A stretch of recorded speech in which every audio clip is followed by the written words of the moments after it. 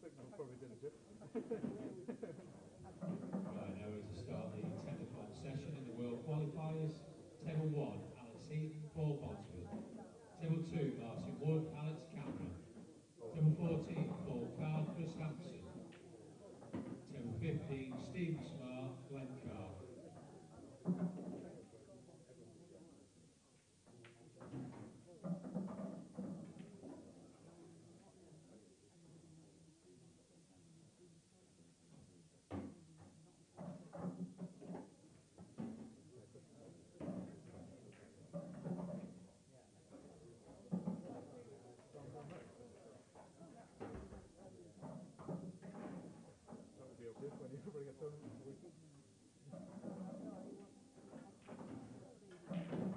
We've also reached the final stage in this weekend's tour event. Table 9, Adam Davis versus Giuseppe D'Imperio. The referee is Radine.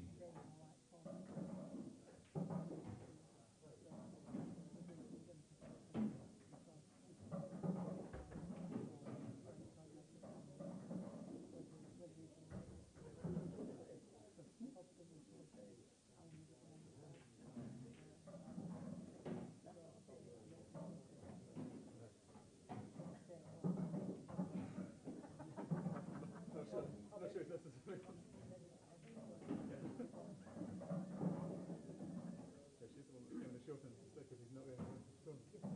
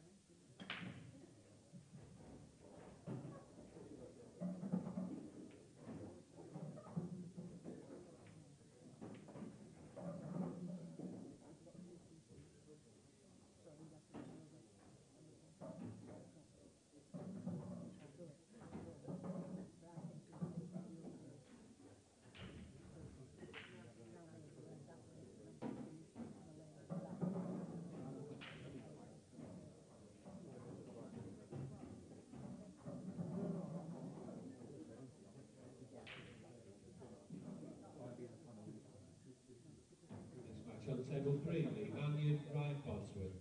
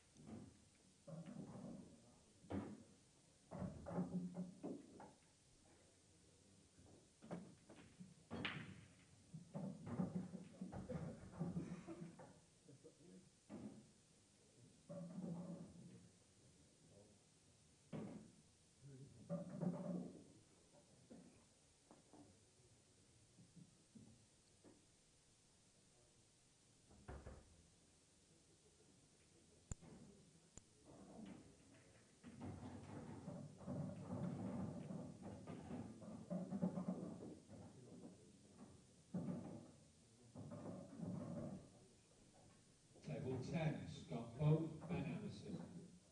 Table 10, Scott Pope, Ben Anderson, please.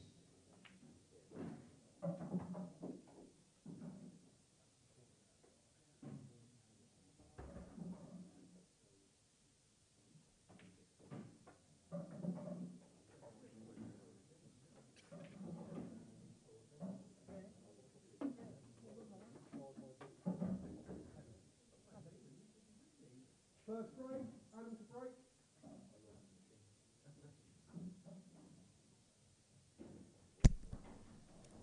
Good evening and welcome to the McKeer Daventry Court Hotel for live coverage of the final of Tour 2 of the EPA Pool Tour.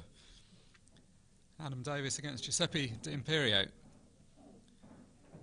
Had a great weekend of pool so far. This event, as it always is, the Festival of Pool for the Easter weekend. Some bonus events in addition to the usual tour events. But right now it's the main event of the tour that we're concerned with. These two players have battled away for the last day and a half to get to this final. Both beating some very good quality opposition along the way. We just saw Giuseppe come through by the odd frame against Steve Petty. That was a match that could have gone either way, but Giuseppe held himself together really well to get through to this final. Adam Davis coming through in the first semi-final. Looked pretty assured in that one.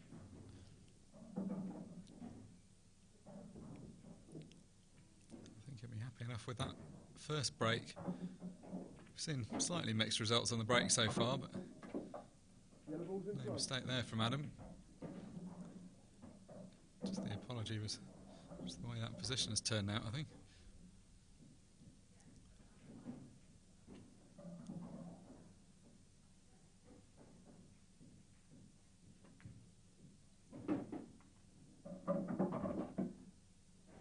Well judged shot that from Adam. It always looks good when it comes off that shot where you play the cue ball twice across the table for position. Not always that easy to judge though. See the trophy they're playing for on the table immediately behind. Pretty impressive piece of silverware for whoever gets that on their mantelpiece. Neither of these two are strangers to the winner's enclosure, of course. Adam Davis, a multiple tour winner, former world champion. Giuseppe has been a prolific winner through the junior ranks of the World Championships. He's now made his way into the senior England team.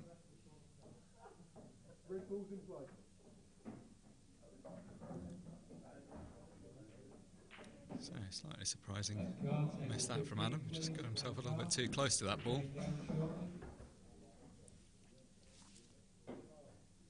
Still rather be yellows, but that's not the kind of opportunity he wants to be letting go in the first frame. It'd be nice just to have broken and got the frame cleared up in the one visit rather than allowing your opponent back to the table. Giuseppe proved pretty adept at this kind of frame in his semi-final. There were a number of occasions when he was coming to the table in what wasn't really an ideal position, but just made the best of it, stayed patient where he needed to be.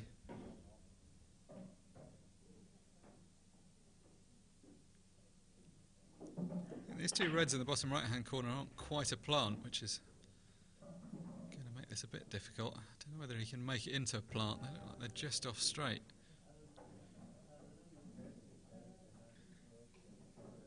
Then, of course, there's the problem of the red on the left-hand side cushion, which I'll come to later on.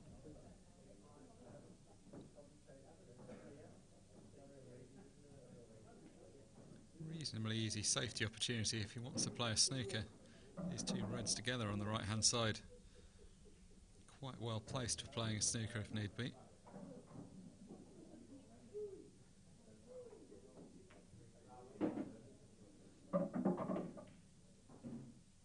So he was able to make that into a plant.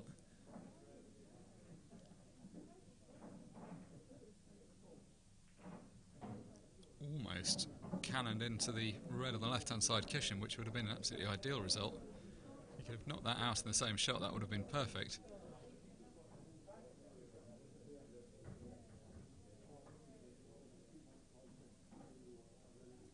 Not turned into a bad opportunity by any means, this though.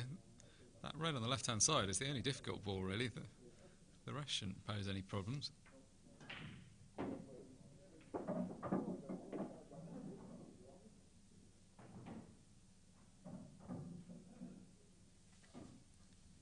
Both of these players have got very good temperaments. I think a lot of people would be slightly annoyed at missing a ball in the way that Adam did there, but he never really lets that kind of frustration show.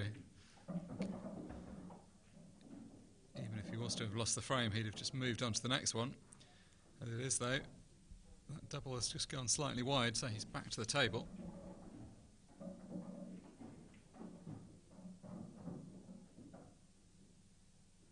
Giuseppe did pretty much all he could there, apart from pot that ball. He was probably right to take it at that point in the clearance. No point in leaving it for later on, it just gets more difficult. Ooh, that's gone a bit astray again, though. Again, an example of the good temperament, barely bats an eyelid having slipped out of position. If he can swerve round and hit the one over the middle pocket, that should be okay. Almost sneaking himself for a second time. So, after making this look perhaps a shade more difficult than it needed to be, it looks like the remaining yellow and the black shouldn't pose any problems.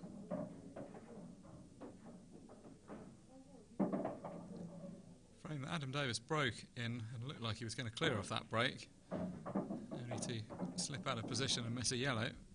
Giuseppe was let in for a chance you wouldn't have expected him to have, but ultimately just slipped away from him.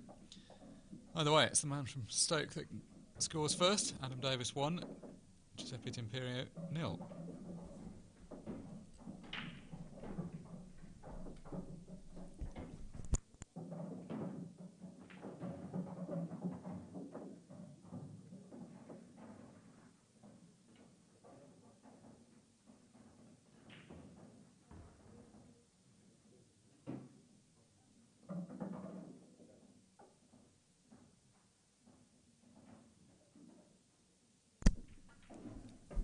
So, just showing you what we've got coming up tomorrow.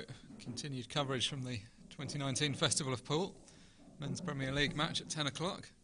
And then the concluding stages of the Challenge tournament. We'll be showing you one of the two semi-finals at midday, followed by the Challenge final around about 1 o'clock.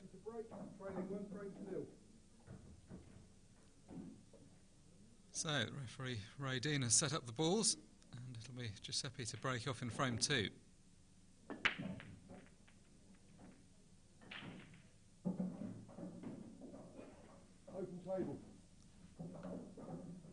If he had any weakness in his semi-final, it was the break, it has to be said. Not really that he was hitting them particularly badly, but he just wasn't really having very much luck. He had a couple of breaks like this where the balls didn't split up that much, and then he had a couple where they did split up pretty well, but he still didn't pot anything. All of which was adding up to gifting away rather too many early opportunities in frames. Red ball in play. Pool is a game of chances. You've got to be the one at the table in order to pot any of the balls, and in order to get to the table you need some kind of opportunity. Potting a ball off the break just gives you more of those opportunities.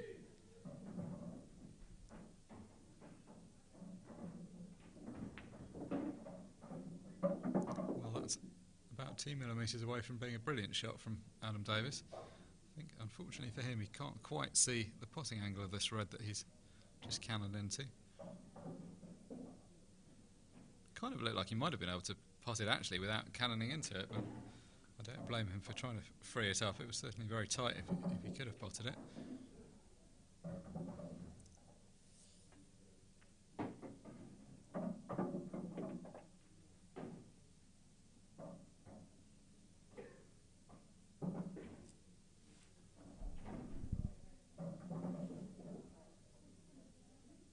It's in pretty good shape apart from that red at the bottom of the table near the black spot. Looks like you may be able to get on it from above, pot it bottom right. I mean, a fairly accurate positional shot to get in the right spot though.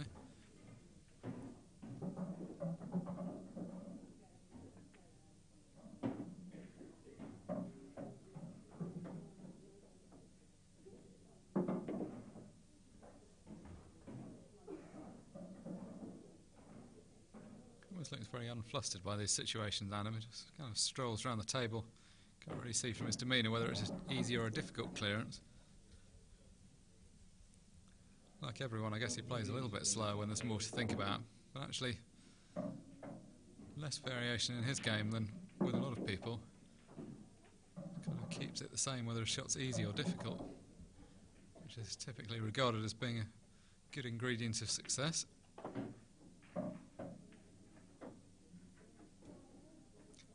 of people find it hard to do is to practice the way they play in a match. A lot of people play at a completely different tempo to how they do in a match. Can't obviously comment on his practice game from what we've seen here, but we've seen him enough in matches to know that he always plays at this pretty steady pace, just goes around the table doing what he needs to. Black ball down, that's the end of a good clearance from Adam Davis. Opportunity gifted to him by his opponent's dry break. That's something that Giuseppe's going to need to get on top of. Too many dry breaks is going to prove pretty costly, I think, in this format.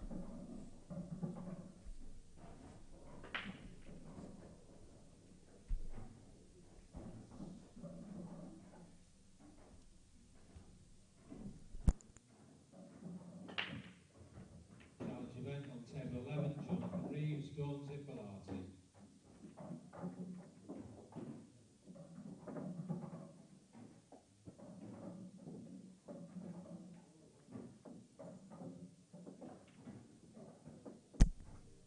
Big thank you as always to our sponsors for this event.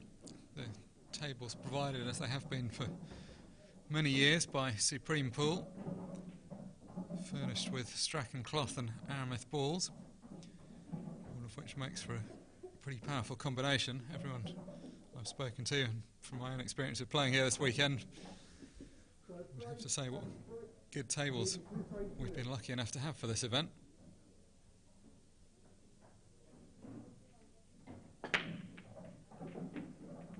So Adam Davis breaking in frame 3 will not be pleased to see the white find its way to a pocket. It was in any event a dry break, so he wasn't going to be too happy with the outcome.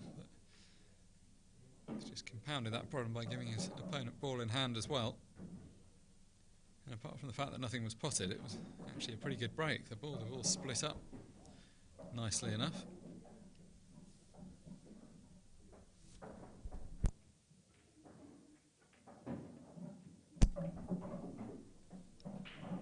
A little bit to think about for Giuseppe in terms of the way to go around these.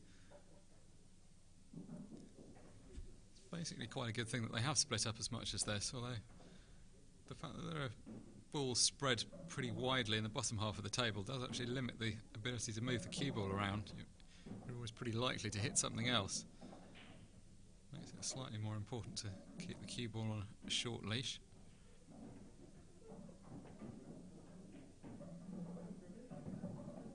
Best of 15 frames this final, so first man to reach the magic number of 8 will be lifting the large trophy that's sat immediately behind Giuseppe at the moment.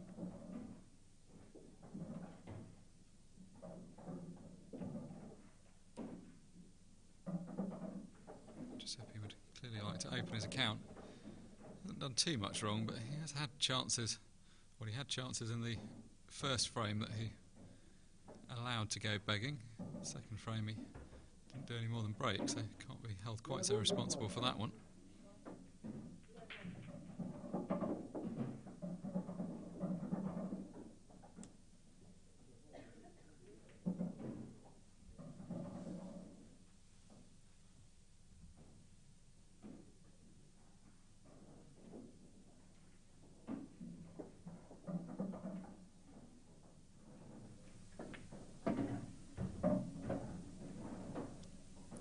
Try and take the balls out in zones moving down the table. Let's remove the ones at the top now, so this one to the middle pocket next, and then be working his way down towards the black.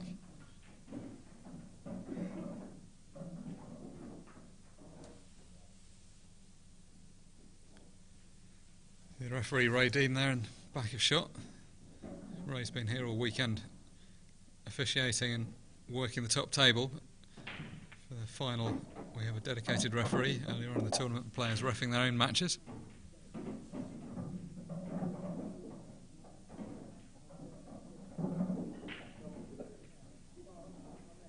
Dress code for the players has evolved quite a lot over the years. We used to demand waistcoats and bow ties for the final stages of a lot of events, but that's largely a thing of the past now. We still have that for some team competitions. Still see people proudly wearing their national waistcoats at the World Championships. evolved quite so much for the referees. It's still very smart attire from tonight's official.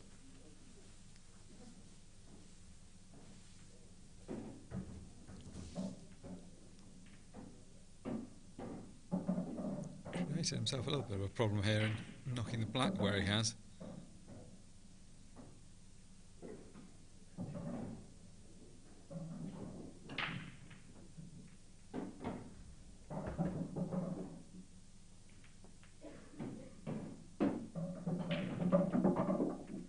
Well, if he's on this yellow, this is a fantastic shot.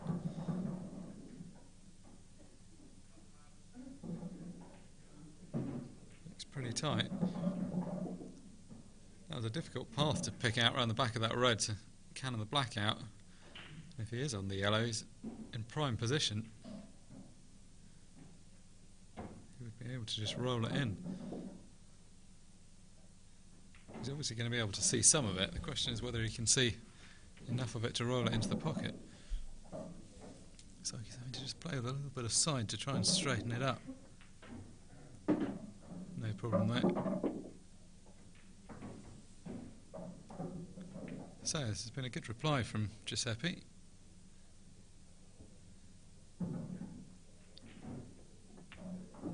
His opponent's in-off is going to prove costly.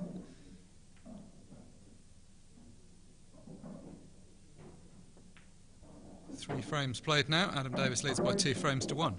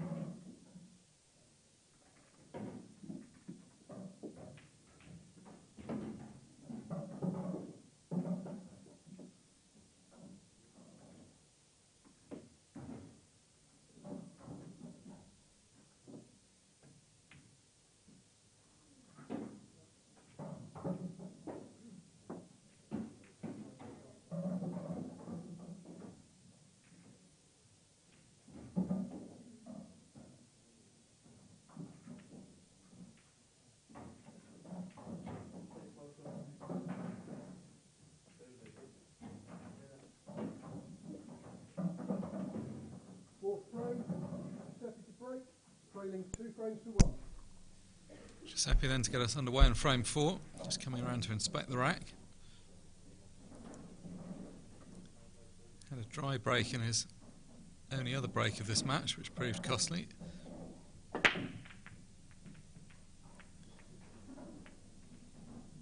Well, you'd have to say he's really not having much luck with this. That one, visually, he struck a lot better. The ball seemed to move around a lot more. Got a good, clean contact with the pack.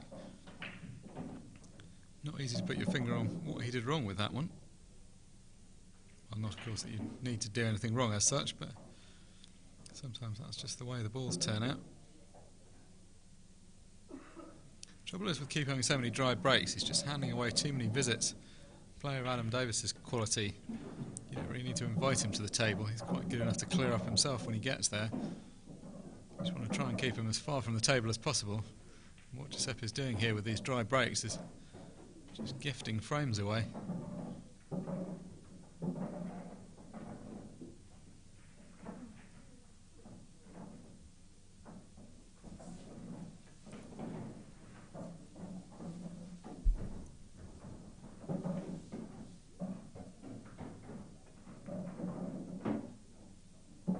Red ball's in play.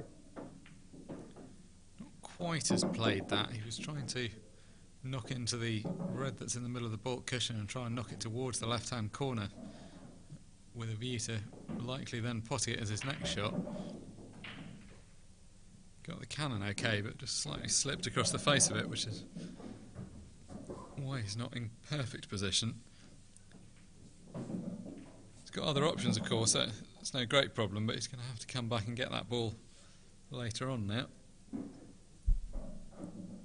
Well, in fact, he's decided he doesn't want to wait until later on, so he's going to play it off the side cushion.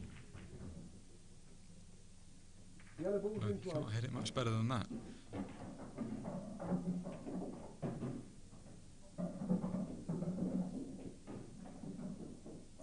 Useful pocket to have control of with those two yellows at that end as well.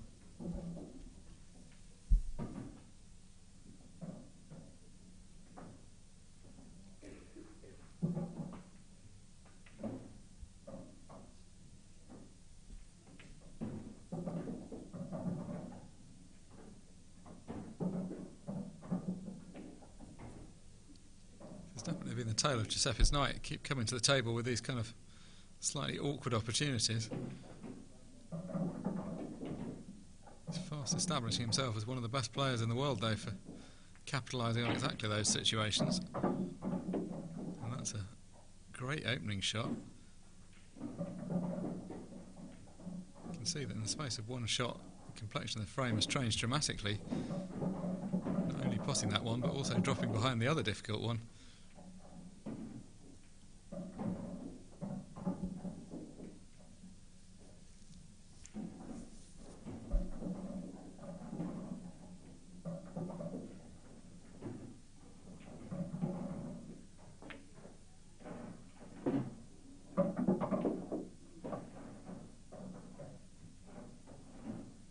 So that's one problem negotiated with the plum. Still a little bit of a difficulty. These two reds, these two yellows nearest the black. Just looking at whether he can get through. You can see he's just about got space to get through to the top one, and if he could play it in such a way that he could just roll it in and then he'd drop on the other one. So potentially he can take these balls without needing to play any kind of cannon on them.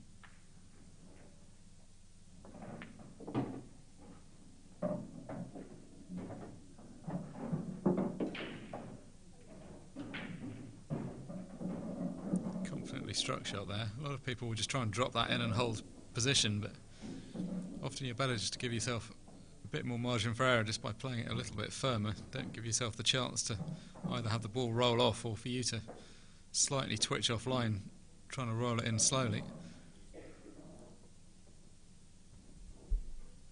So it's all about this shot. Just needs to play a good positional shot.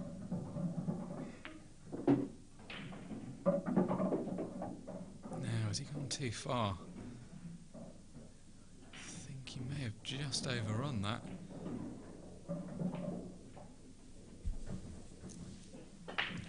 Wasn't a huge gap to get in. It would have been annoying to leave yourself short and then you'd have been snookered behind the red that's to the left of the black, but I think now the black's come into play.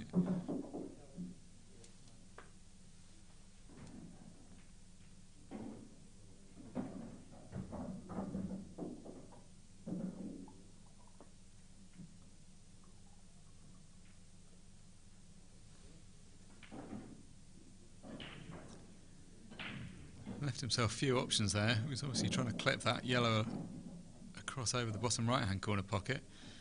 Decided to stun into it, or to screw into it. I always find that quite a difficult way of playing that shot. It was very thin anyway. Often it seems that if you play those plain ball or with a bit of topspin, they're slightly easier to play those thin cuts. Either way, the problem is he's left that ball just short of the pocket, so the red now goes past the yellow.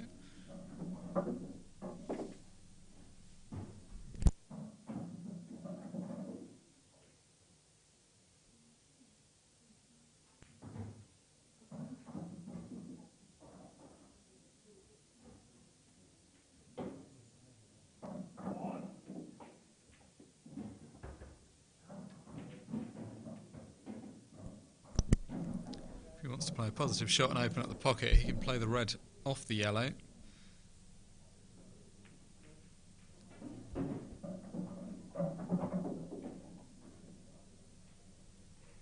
Still got one ball tied up next to a yellow, so it depends what he wants to do about that.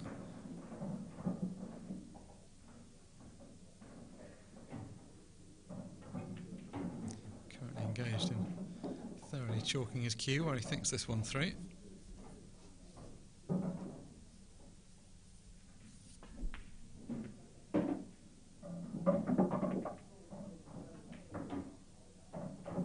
That looks pretty good. There's quite a lot going on in that shot.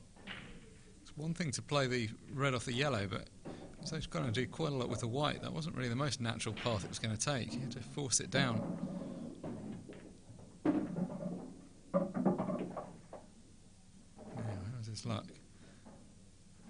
It's just okay still on the one to the middle, but does that one on the right hand side of the table pot.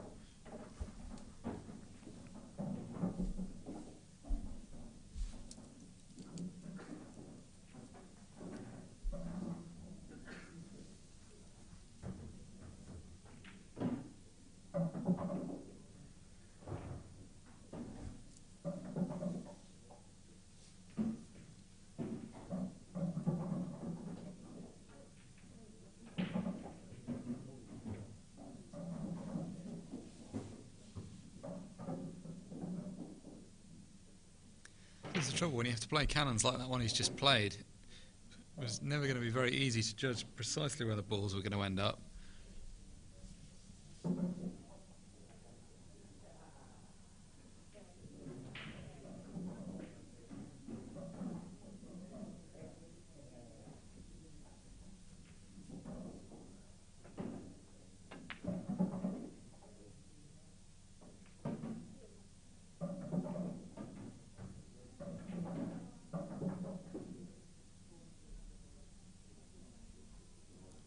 Well, that hasn't turned out too bad. Not sure whether he was playing that purely as a safety shot or as a kind of shot to nothing. You always knew that the white was going to end up in close to the area that it has now, which wasn't going to leave Giuseppe too much of a shot at anything. You can see the edge of one of the yellows, but it doesn't really help him that much.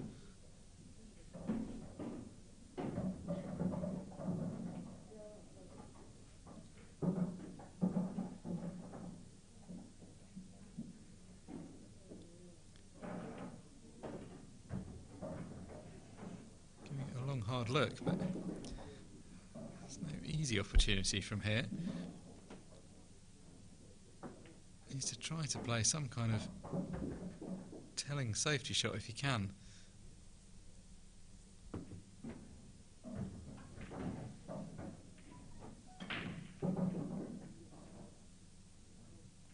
Mind you, from his perspective, on the plus side, at least he's back at the table, which wasn't exactly guaranteed. So let's look at it resting on the bottom of the yellows.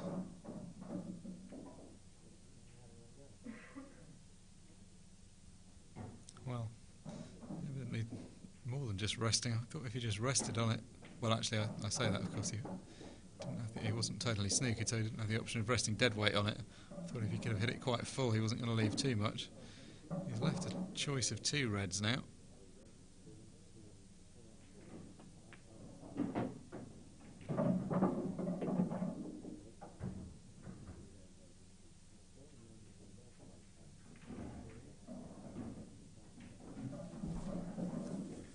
Not much in fairness. Giuseppe could have done. I'm slightly picking holes with a shot that was pretty much his last resort anyway. It wasn't like that would have been his first choice of a shot to play.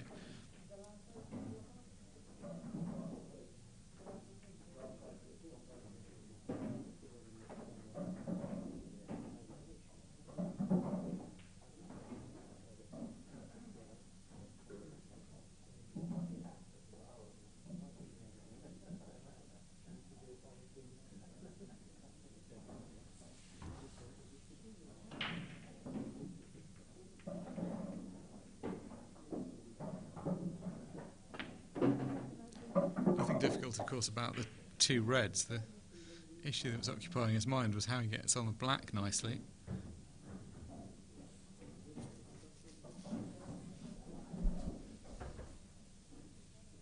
Black is actually, despite being slightly covered by that yellow, is actually quite accessible to a number of pockets. There are quite a few different ways you could choose to play this shot. Your priority always with this kind of shot is just making sure you leave yourself some kind of pot on the black. He's not left this perfect, but he's left it very makeable, and that's much better to have a makeable shot than overdo it and risk snookering yourself. He was never really likely to miss from that kind of position, so I'm more than happy to leave the cue ball near the cushion. So, 4 frames in the book. Adam Davis has won 3 of them.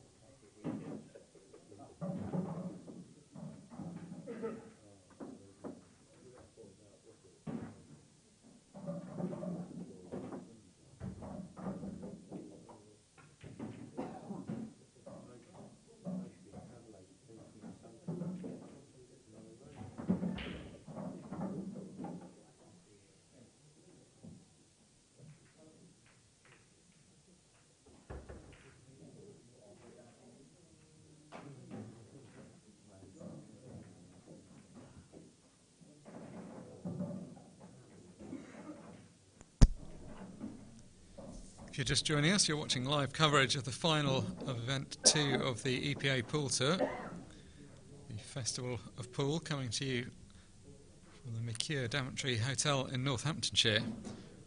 I'm Mark Shepherd and I'll be with you for the duration of this final, calling the action between Adam Davis and Giuseppe D'Imperio, in which Adam Davis currently holds a 3-frame-to-1 advantage.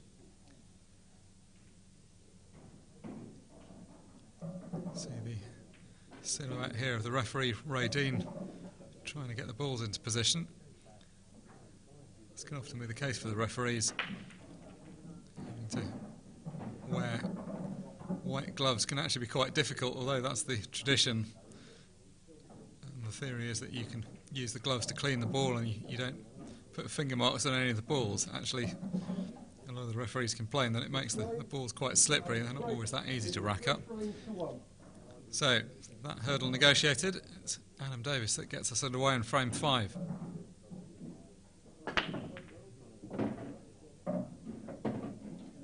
Big, powerful break. Ball's potted. Red and yellow ball potted.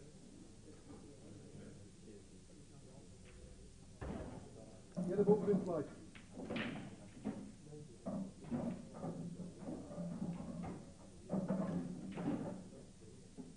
I ideally prefer the yellows because of the reds tied up on the left-hand side. It's just that one yellow tied up near the left middle pocket, which will need to be attended to at some point. It does pot to the corner, but you'd have to be in the right kind of position to play that shot.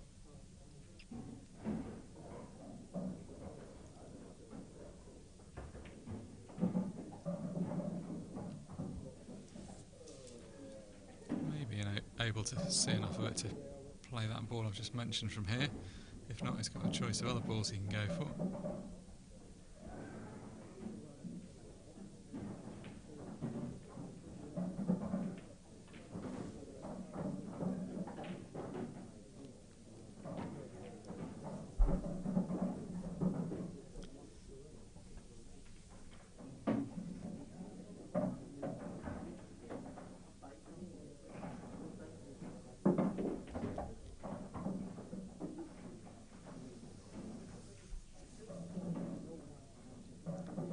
Be a little careful with this one, the contact he makes or doesn't make on the red. He's trying very hard to screw past the red that's directly below the black. The natural angle was to go straight into that. The trouble is the trade-off of screwing past it was that it didn't have quite such a good position.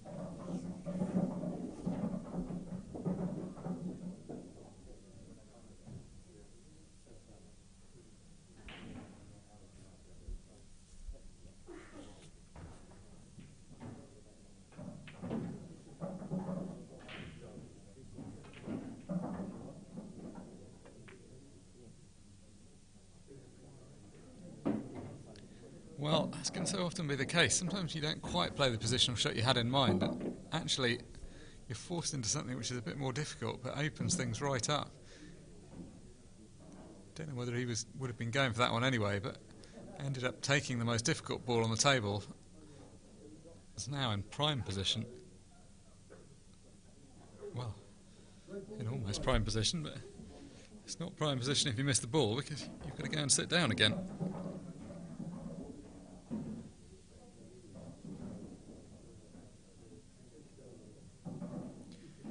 If he couldn't quite see enough of that ball, or if he was just trying to hit it a little bit straight to hold position for the other one. Either way, he's just pushed it into the jaw, and as a result it stayed on the table.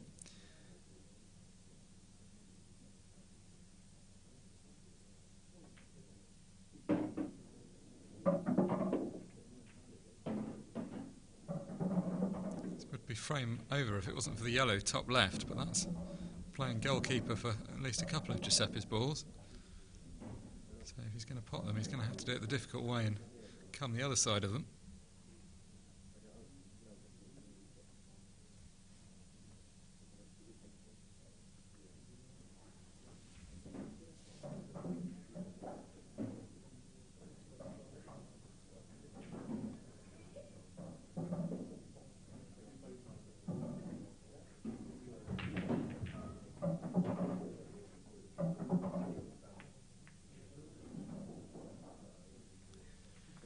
Decides to go with plan B. You can't blame him for that. That was going to be a pretty tricky situation to clear up from, so decided that discretion is the better part of valour. He'll make life difficult for his opponent instead.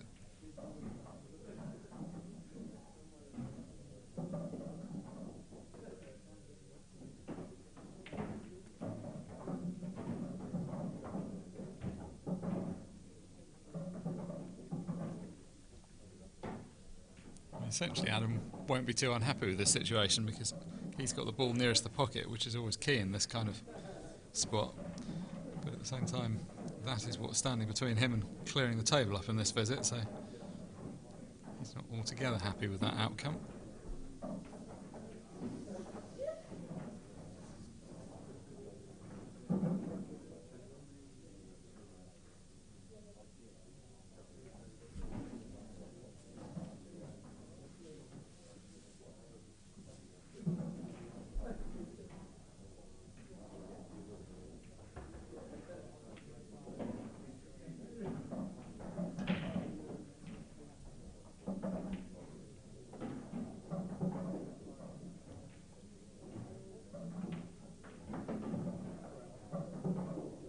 Just confirming with the referee that the right end of the two yellows is not touching the cushion, which suggests he's going to play some kind of safety shot slowly off that ball.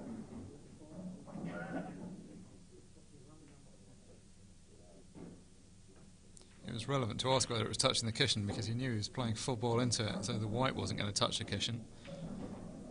Had that ball been frozen to the cushion, that shot wouldn't have been allowable. He'd have had to drive something else to a rail afterwards.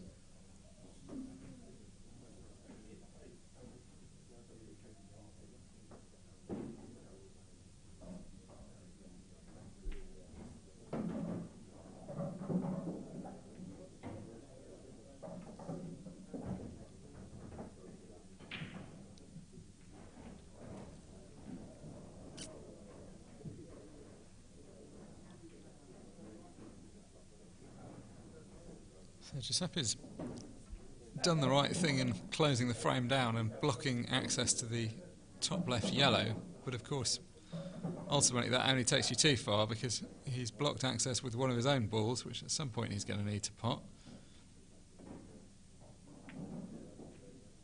So sooner or later he'll be needing to think about a longer term plan. I suspect neither player is actually going to be in that much of a rush to do anything for the time being. Adam's pretty happy with life because he's got balls over two of the pockets.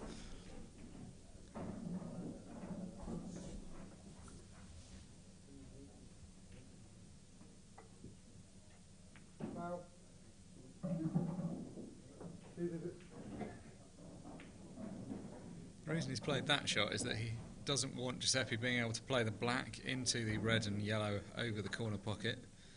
That's typically the easiest way of reversing that kind of position. Giuseppe at some stage could have dropped the black dead weight onto the red and potted the yellow that's top left. That would effectively reverse the situation. Then Giuseppe's ball would have been the one nearer the pocket. So by putting the black on the cushion like that, Adam's taken that idea out of the equation.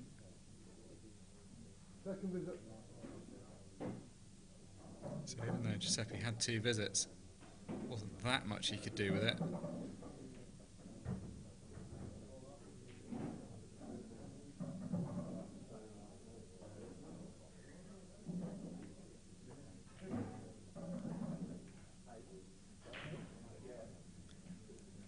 Fair to say that he's got that yellow ball reasonably well covered now. There's no immediate danger of that getting potted, unless Adam can double a different yellow into it or play a kind of carom off a different ball with the white. That certainly isn't going to be happening anytime soon, though.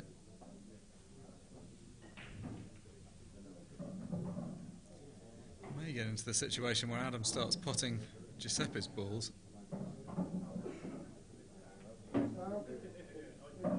It's every commentator's favourite kind of frame where you completely lose track of who's what colour because the players keep playing each other's balls.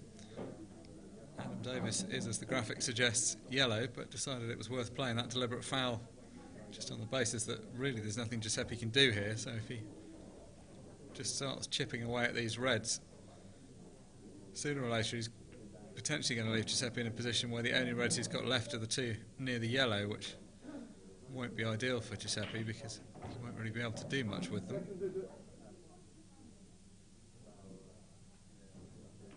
So we might see a deliberate foul back. Giuseppe could elect to pot the yellow that's over the bottom left-hand corner pocket with his red, ideally leaving the red in position. The only thing he's got to be careful of if he's considering playing that shot is that he doesn't leave a foul snooker. And actually the angle he's got, the white is kind of drifting down the table towards the top cushion, so that might be a risk. If he was dead straight on this red towards the bottom left, that would have been an easier shot.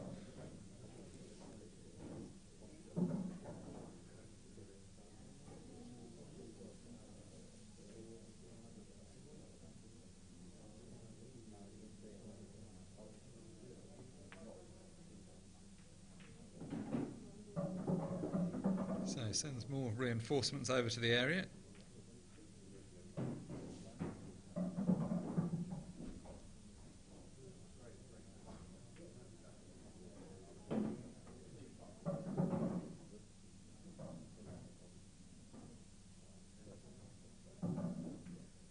Foul.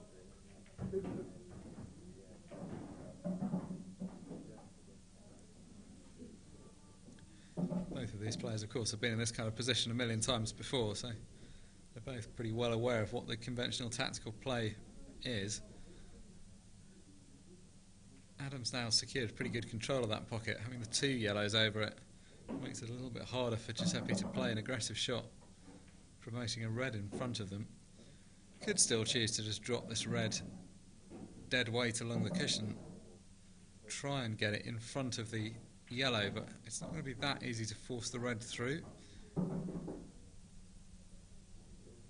think there would be quite a significant risk in playing the shot that you would just end up leaving the red on the edge of the pocket and the other yellow would still pot.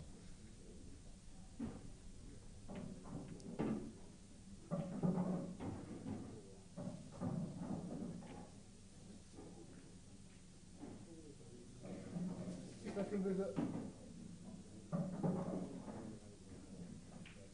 So another containing kind of shot.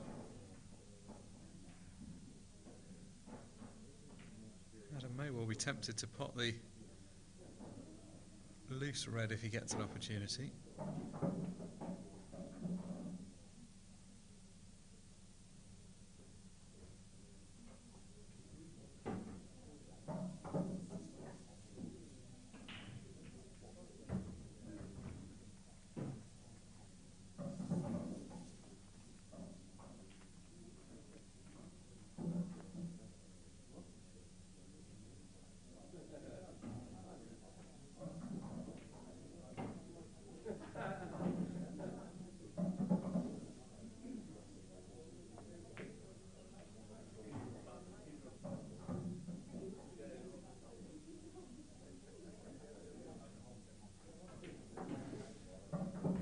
Interesting passage of play there. Giuseppe knocked the ball into that corner and then has knocked it out again.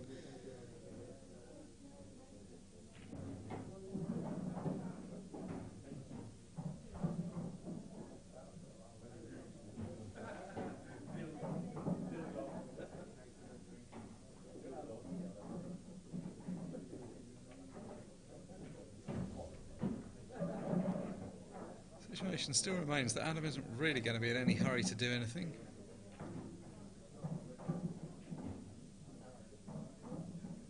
Appears to just be considering playing the white away from everything.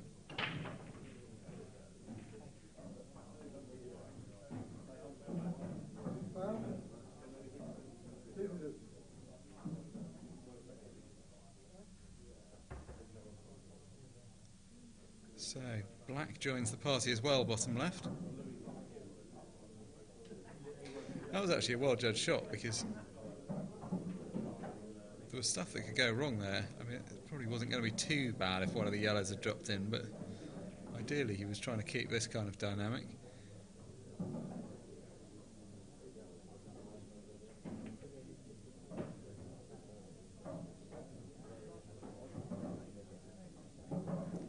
One other nuance now is that all the yellow balls are covered, so if Giuseppe fouls, it will almost by definition be a foul snooker, which would be bad because it would give Adam a free ball to sort out the top right-hand corner pocket as we currently look at it. So Giuseppe's going to have to try and keep it honest and not risk fouling. Second visit.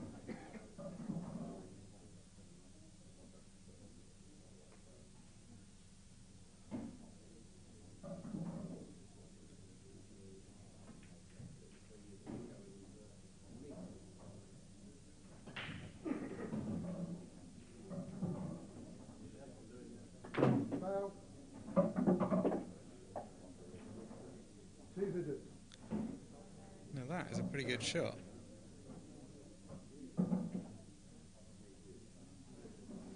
It's important that he only potted one of the yellows, not both of them, otherwise that also would have left a foul snooker. It was important that he got the black out of that corner, which he's done.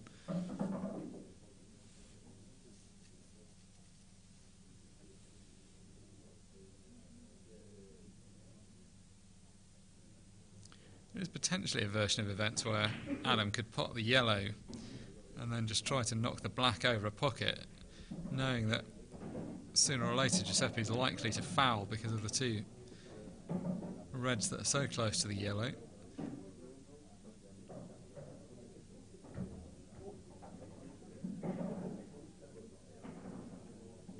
Second visit.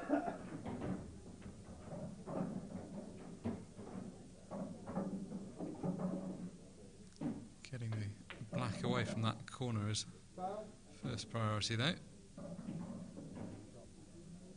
2 visits.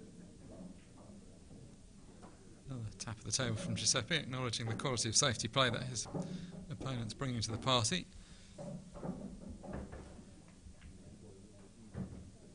So after 4 relatively quick opening frames, the 5th frame taking considerably longer to reach a conclusion. It's looking like it's going to be a fairly late night by the time this match is finished. Second visit.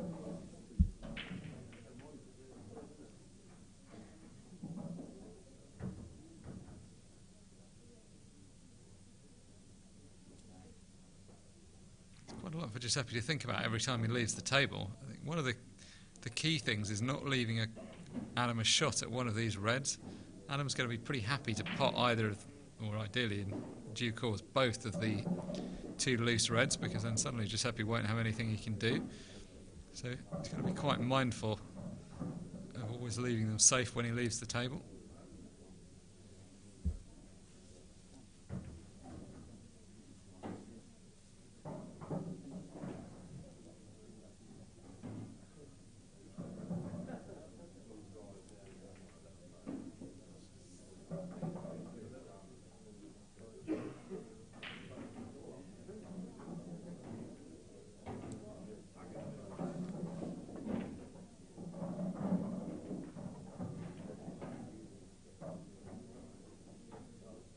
Good quality of play from both of them. Giuseppe's been very proficient at getting the black out of that corner because, of course, that's to his advantage. Adam Davis has been very proficient at getting it back into the corner.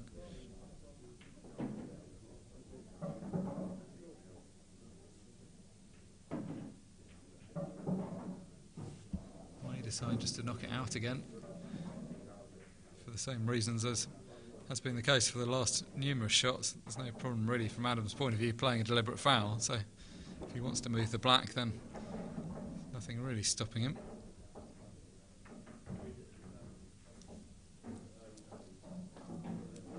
Foul. 2 visits.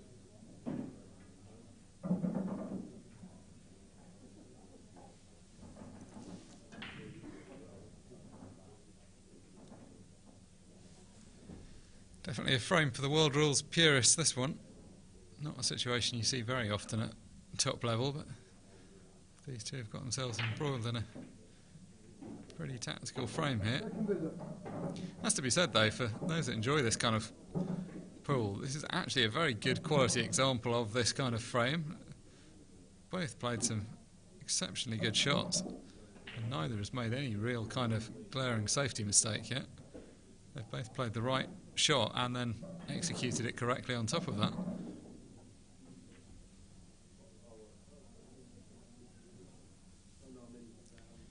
Set against that, of course, it is 5-11 with potentially another 10 frames to be played after this, so I'm sure some of the tournament officials wouldn't be too sorry to see this frame resolved in reasonably quick time.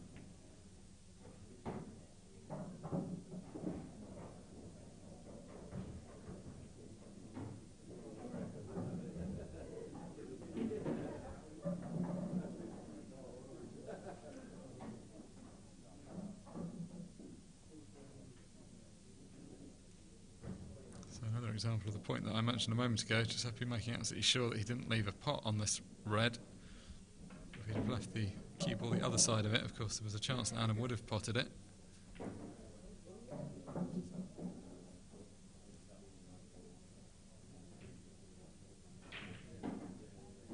I feel at the moment that it's going to take a mistake from one of the players to really sort this frame out.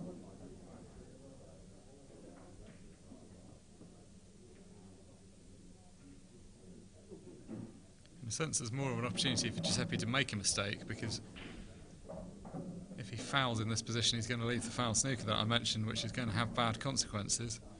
From Adam's point of view, there's not quite so much he can do wrong, as long as he doesn't accidentally pot the yellow that's at the top of the table.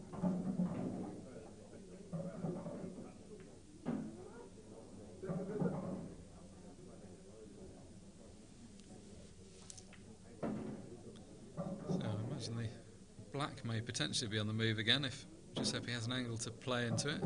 If not, he'll just try and keep the red safe.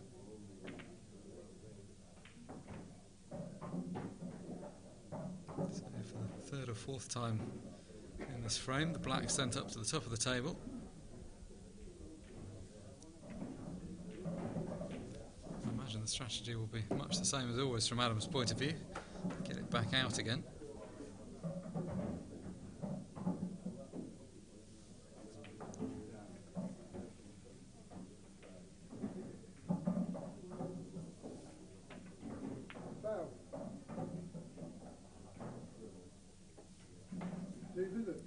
So Giuseppe with yet another collection of 2 visits to work with, and still not really that much he can do.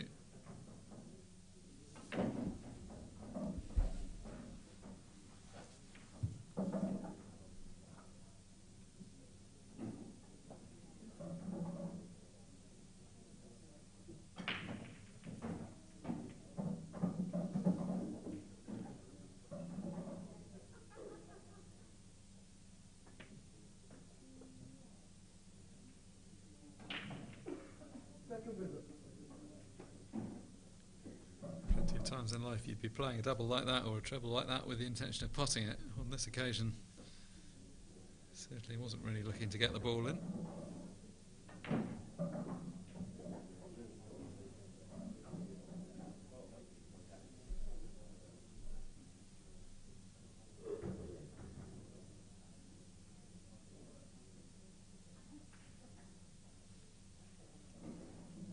The key reason why this frame has gone on so long is the quality of play from both of them. If you watch people of a lesser standard attempt to play a frame like this, sooner or later somebody nearly always makes some kind of relatively significant mistake. There's so many fairly delicate touch shots involved in keep rolling up to balls. The fact that these two are so extremely adept at it has prolonged the frame already by some considerable margin. This match has been underway for the best part of an hour now, so to only see 4 frames on the scoreboard is slightly unusual at this level.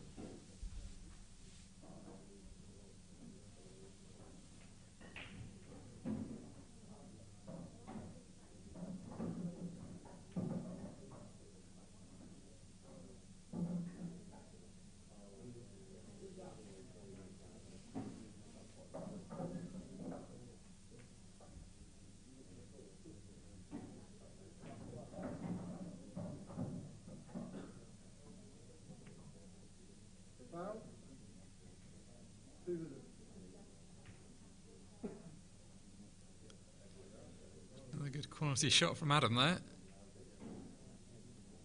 Again, one of those shots that looks pretty easy, but very easy to get wrong and accidentally knock the yellow in, or go wrong the other way and leave the red too far away from the yellow.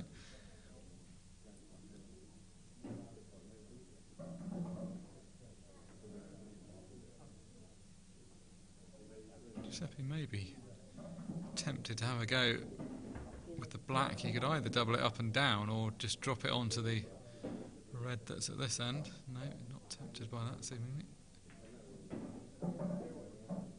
Second visit.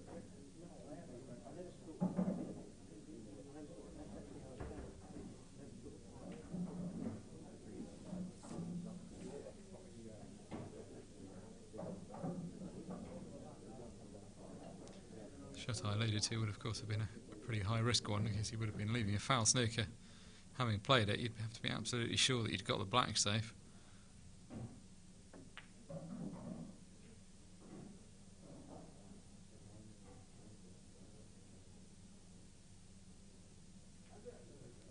In most situations this would be a pretty clever shot, because you'd force your opponent into going for the ball at the bottom left hand corner, but we've seen enough of this frame to know that Adam's not exactly going to have any qualms about just not playing a shot here or playing away from the black.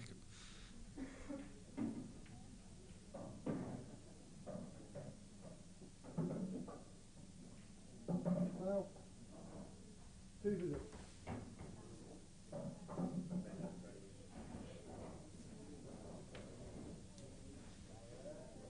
Not easy at the moment to see where this mistake is coming from that's going to settle this frame, but obviously that's the nature of this. Eventually somebody will make a mistake.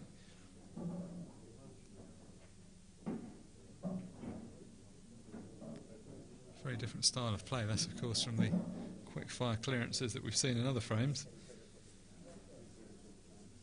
Not a style that everyone's a fan of, but if you understand how this game's played, you certainly understand the artistry and what these two are doing here. This is by no means just a case of people rolling balls over pockets. This is actually pretty complicated what they're playing. Neither of them has made any kind of significant mistake in this exchange so far.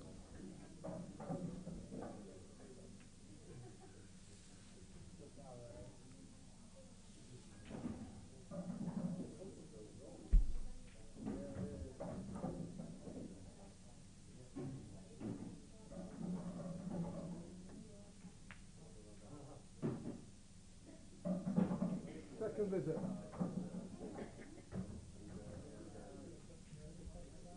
Is Martin Wood in the ring, please? Martin Wood, come and see us.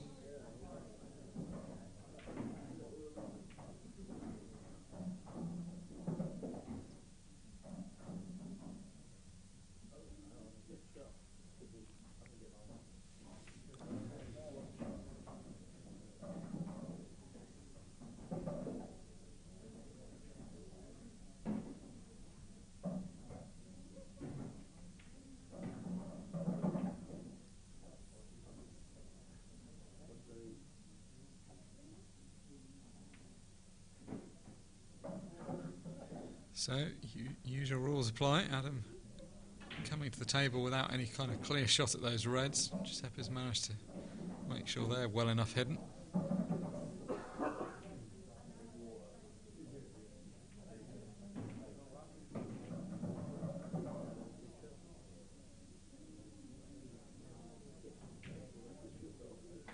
Foul.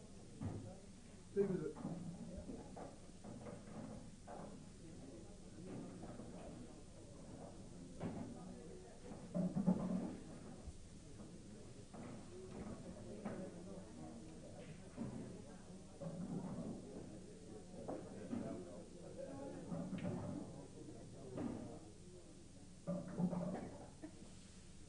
The option, of course, still on the table of trying to play the black up back towards that cluster. Giuseppe did that a fair bit in the early part of this frame. Hasn't had a go at it for a little while.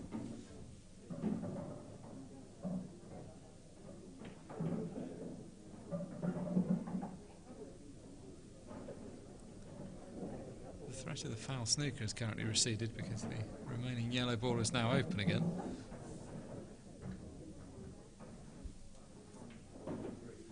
Davis just trying to chat to someone in the crowd. It's a fairly loyal crowd to have stuck with this frame because, let's face it, it has been going on for a few minutes now.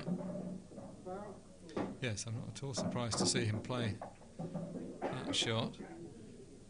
The in-off not really that material in the context of this.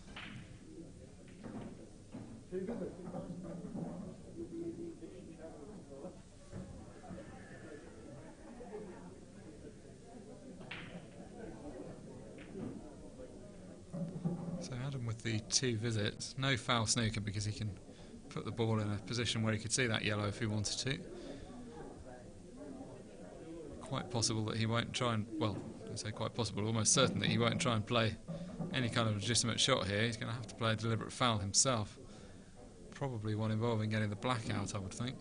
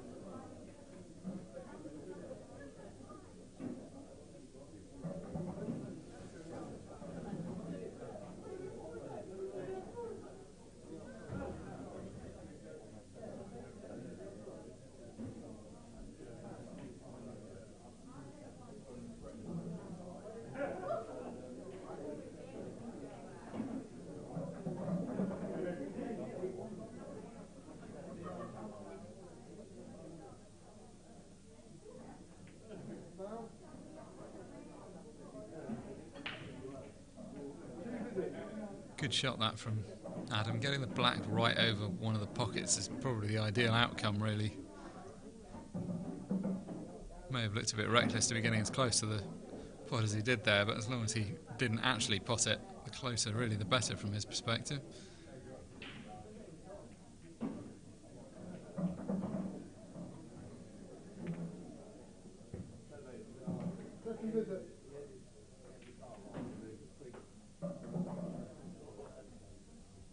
In other circumstances, getting the red to the other side of the black might seem like it would be a good shot, but it wouldn't really have any great purpose here because Adam would simply pot the ball if it was put there.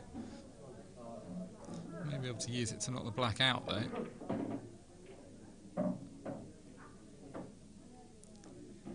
Well, he'll be relatively happy with that. The only thing is he doesn't really want to be... The thing he really does not want is for both of the loose reds to get potted. That will leave him in a considerably more difficult position. So he'll be happy to have got the black out, but he has now lost one of the 2 reds that has been his lifeline for the last few shots as he knocks the balls around the table.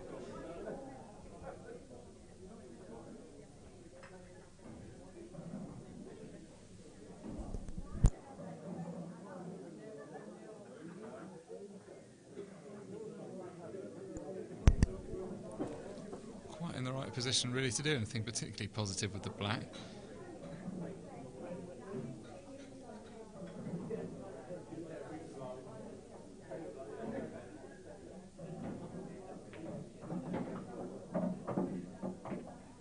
So, the frame nearing a conclusion, you would feel. Unfortunately for Giuseppe, he's decided to play a positive shot there. He obviously decided he was going to try and play all the way around the back of the black and then drop the black onto the red with a view to potting the yellow.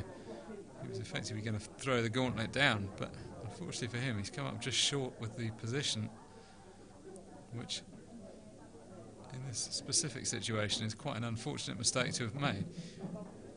He's now... Well, he's still looking at whether he can play that shot.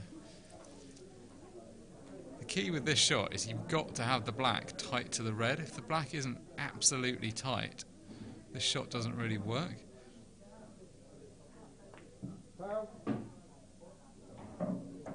Well, that's pretty good. So, looks like this frame might be finally close to being settled. There was always the threat of Giuseppe doing something like that. He's He's had a few goes at trying to do something, but that was the first time he'd actively tried to pot that yellow. So the equation facing Adam Davis is this: he's got 2 shots. He's got 1 yellow ball over the pocket, so he's guaranteed to pot a yellow with his first shot, but then he's going to have 2 shots to get that black out.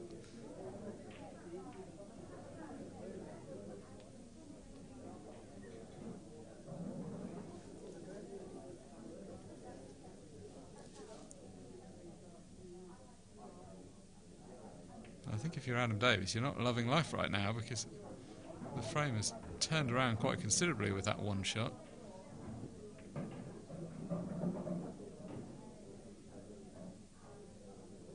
So the options for getting it out would seem to be to squeeze through the gap between the black and the red, come cushion first off the baulk cushion and flick it out that way, or try and double it out off the side cushion.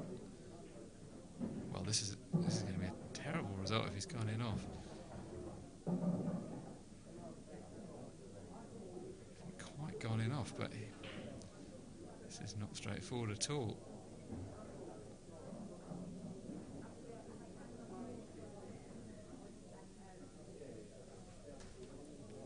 It's going to be very difficult to play this shot without double kissing.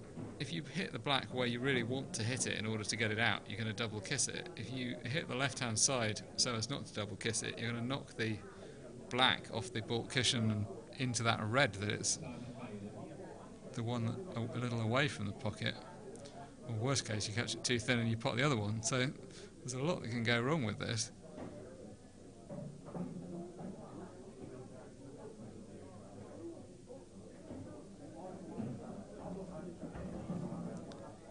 If Giuseppe manages to pull this frame off, he really will have achieved a miracle. Adam Davis has been in pretty firm control of this frame the whole way through. He hasn't really been able to exploit that control, which is why we've had all the tapping around, but throughout that period he's remained a favourite. Oh well, this is a very unlucky outcome. He did get the black out to his credit, but it's going to be to no avail. And what a painful frame this is going to be to lose for Adam. It was in great shape and played with such consistency. I was going to say it would basically be a painful frame for the loser, whichever player it was. They've both invested so much into this frame. It's been a really good quality of safety. Not everyone will appreciate the fact the frame has gone on for so long, and you can question whether there should be a set of rules that allows a frame to happen quite in the way this one has. But as far as these rules go, that was a masterclass from both players in how to operate them. And what an extraordinary masterclass from Giuseppe to win from that position. That never looked likely. Great frame from Giuseppe. The longest frame of the match by far finally comes to a conclusion.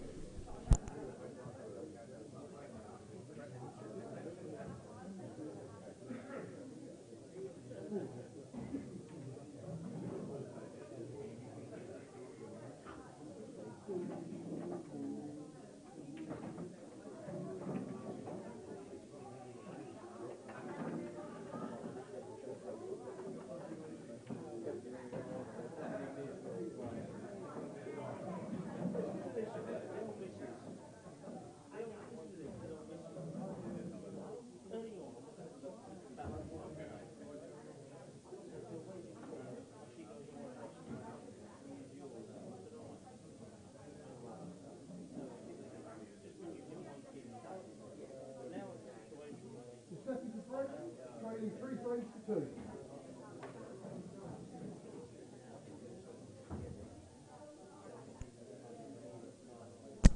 So Giuseppe to get us underway in frame 6 after pulling it off that Houdini act in the previous frame.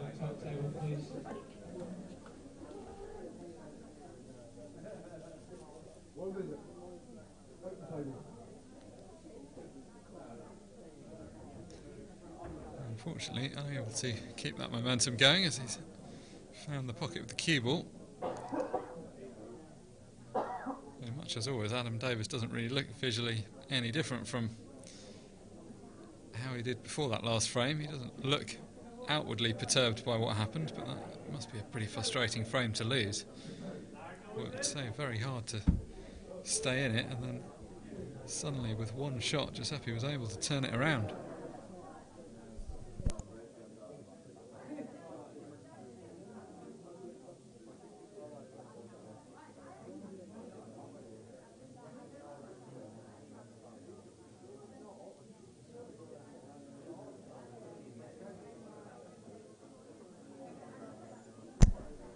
So red's the colour of choice for Adam.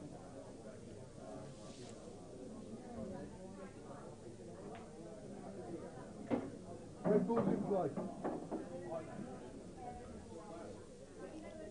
I think both players will probably be quite happy to get back to doing a bit of potting. They would like to think had their fill of safety for the time being. It's going to be a pretty late night for all of us if there's any more frames like that last one.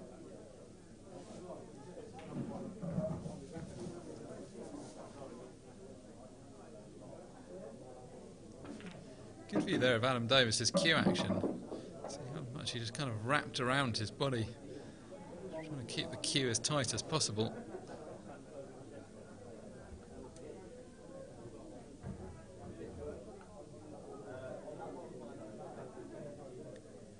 Very effective technique, a little less natural than some you'll see, but there are very few better cueists in the game than Adam Davis.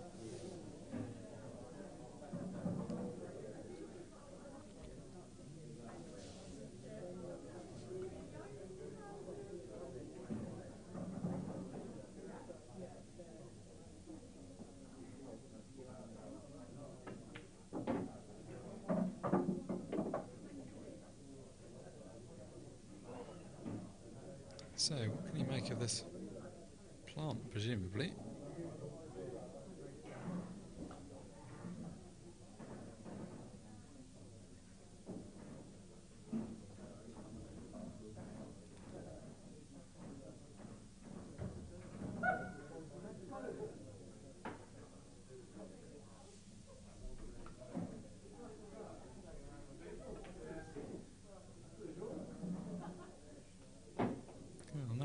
Opting for the double, which makes sense. I wasn't quite sure what he was thinking he was going to be able to do. So you can chip this ball into the left-hand centre. Just got to try and hold the white off the yellow. Has it got the legs? Yes, it has. Pretty stiff tap on the leg from his opponent. It's been a good clearance, and particularly having been frozen away from potting for so long, it can often be the case that when you get involved in those safety battles you almost half forget how to go about a clearance, but no problem at all. And also no problem at all having lost the last frame that he might have been disappointed with. Adam Davis showing the resilience of a true champion. He now leads Giuseppe by 4 frames to 2.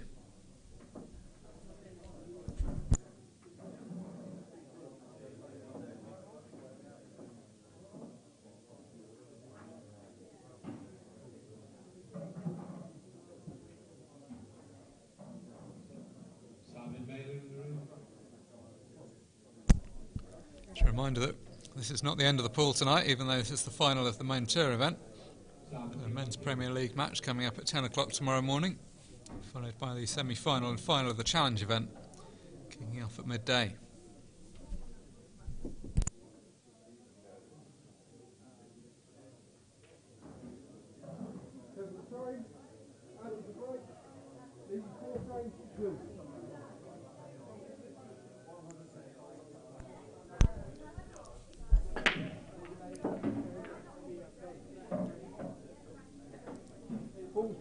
Well, that's more like it from Adam Davis. Only the one ball potted, but that's more than enough for him. Ball's flung far and wide around the table. At first glance, both colours look pretty open.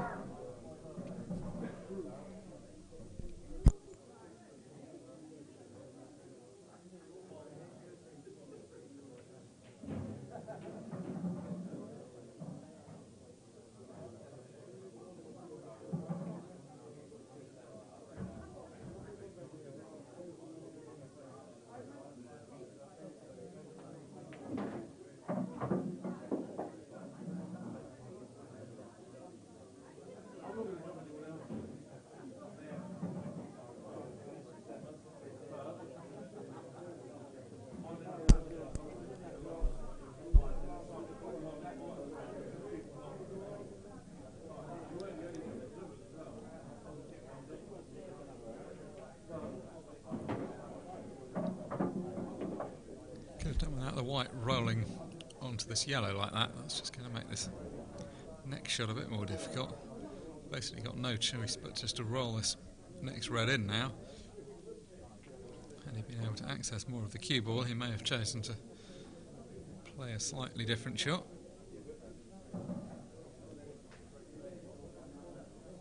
The fact that the cue ball is smaller than the other balls exacerbates this problem as well. This is an issue that isn't quite so bad with snooker or American pool.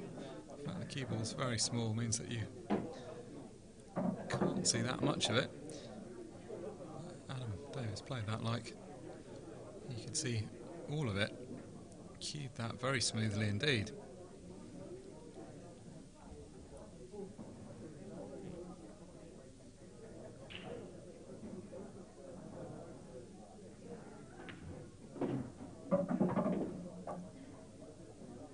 You'd have to say this temperament's a very valuable asset. He just looks completely unconcerned. Hard really to remember him looking angry when he lost what has to go down as an extremely frustrating frame, and he's just bounced back with a good clearance in the last frame and most of the way towards a good clearance in this frame. There are plenty of players who would still be dwelling on events from a couple of frames back and letting that get in the way of the rest of the game. But then that explains why Adam is in the final and they are not.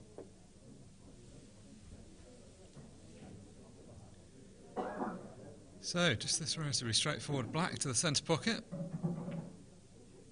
That's safely down. And after one very long tactical frame, we've had two quick clearances, both of them coming from Adam Davis, who now leads by 5 frames to 2.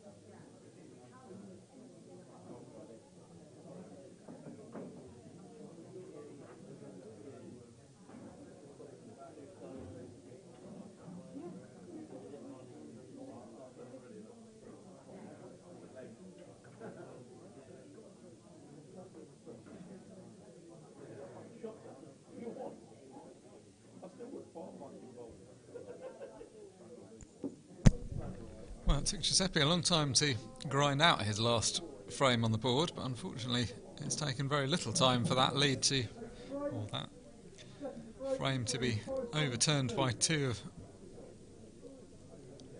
quick clearances from his opponent. So as he breaks off in frame 8, he's trailing by 3 frames now. Much better break though. The break early on in the match was letting him down slightly, but that's exactly what the doctor ordered.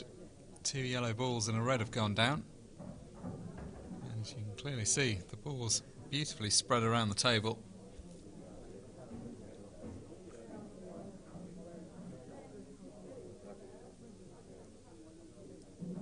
Don't wish to curse him by suggesting this, but you would have to say it would be very hard to imagine him not clearing up from this position.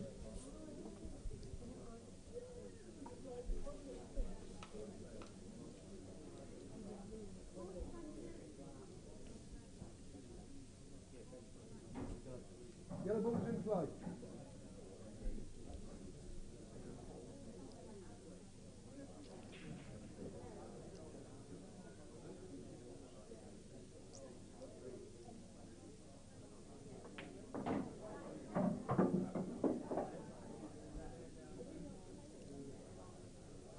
So, yellow's the choice, although frankly wouldn't have been a great hardship if you'd have had to take reds.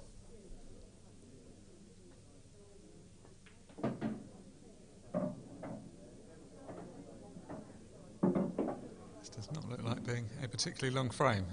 Roll the yellow into the left centre, almost straight pot to the right centre, which will leave a short pot to the right corner.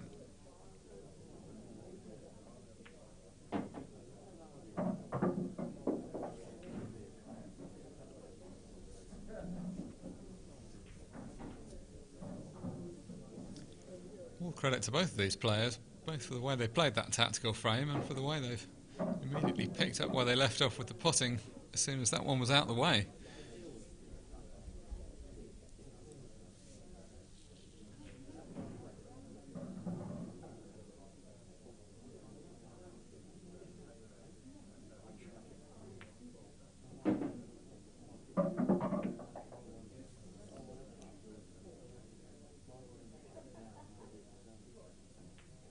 So in no time at all, there's been 2 clearances from Adam and 1 from Giuseppe.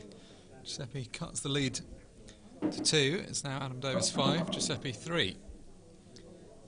Adam Davis is just stepping out of the arena for a comfort break. It looks like Giuseppe is following him. We'll be back with commentary when they return.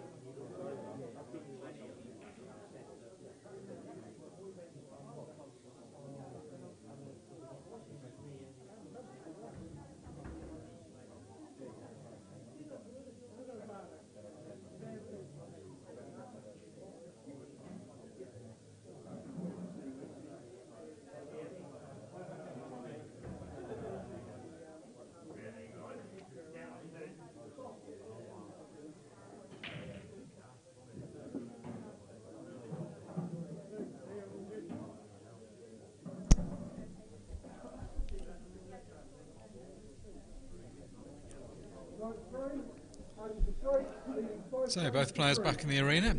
It's Adam Davis to break off in frame number 9.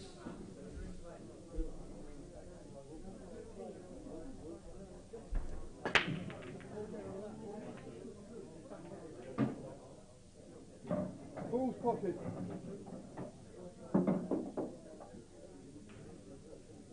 Well, I don't know how he didn't put more than one ball, but at least from his point of view, he did put one ball. One red's gone down.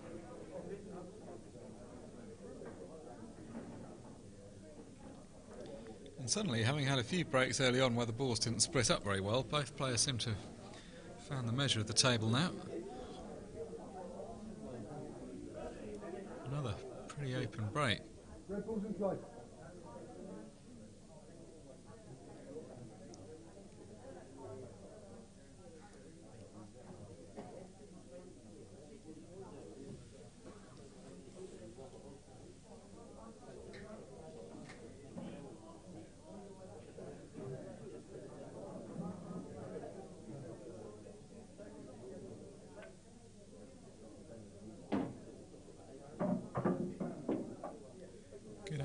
to get things underway. It always looked like reds would be the better colour, but forced to take on that fairly tricky cut to the middle pocket to start with.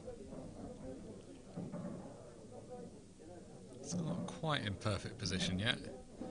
If the cue ball was nearer the centre of the table, this would be fairly straightforward, but just got to work himself into that position.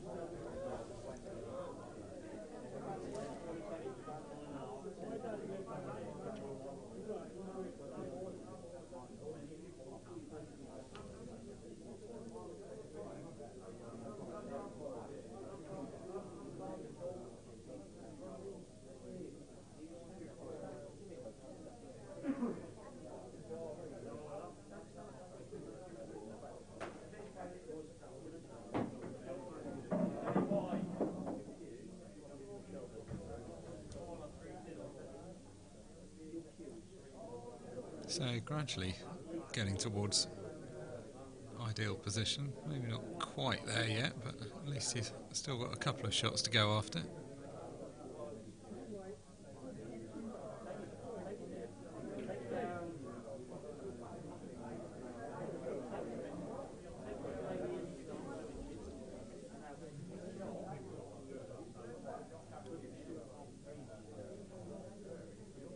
Get through a fair amount of chalk if he carries on at this rate.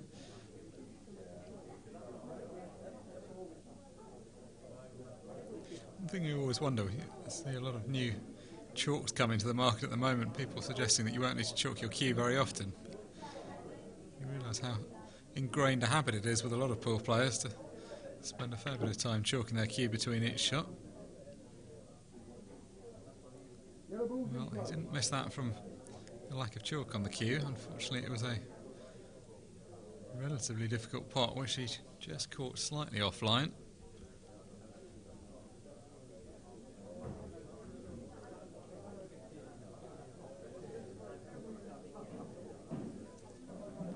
Still a little way to go in this match, but approaching the business end now. Best of 15 frames this final. And Davis is only 3 away from that winning mark.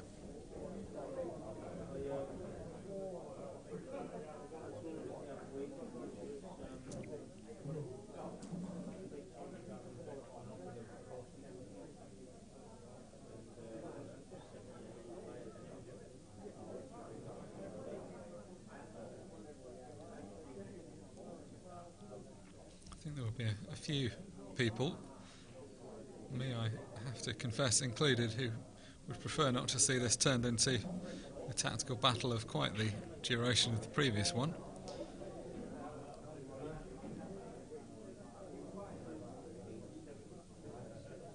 Frame number 5, we were treated to what was by far the longest frame of the match.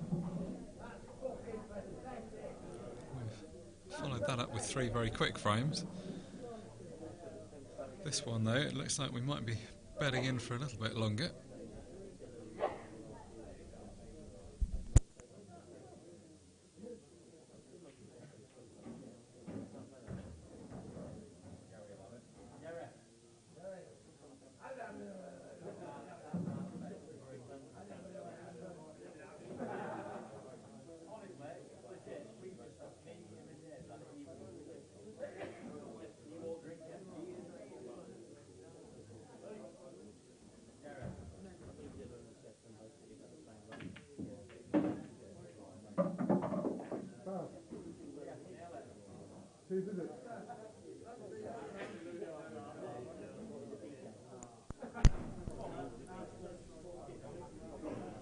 Well, it's a little hard to analyse quite what he had in mind there, how close what happened was to what he was planning. Either way, the outcome we can analyse. He's given 2 shots away.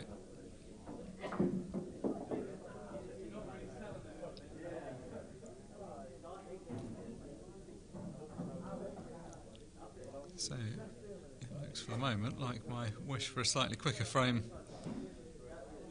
is going to be granted. Giuseppe with 2 shots from this position you would assume wouldn't pose him too much of a problem.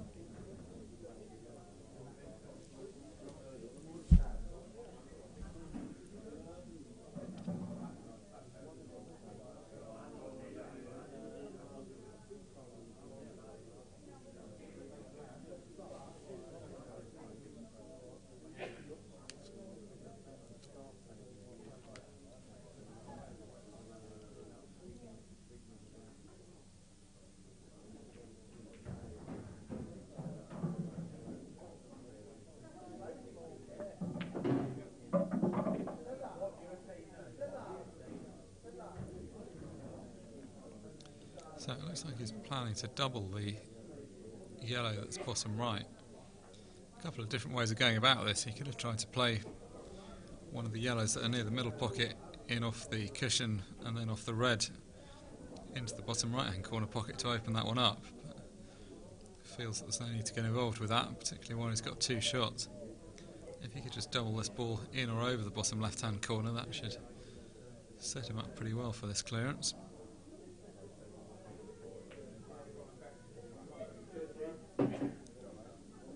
That is absolutely millimetre perfect.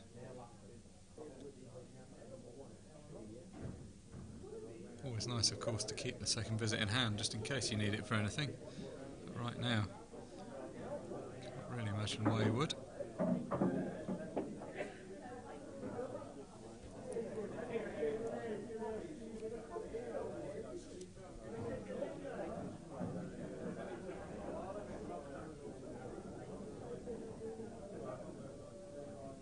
Very good quality on display all round tonight, as you would of course expect from the final.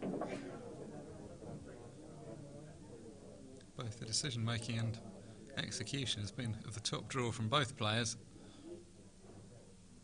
The game would ironically have been a lot quicker had it not been for that fact. If one of them had been making a lot of mistakes, it would probably sped things up. It's the fact that they both played so well, just haven't given the other one an inch. It's meant that some of the frames have taken a bit longer.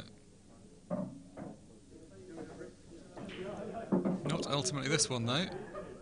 Not quite as quick as the previous 3 frames, but a lot quicker than the one before that. Giuseppe now just with this simple black to the middle pocket.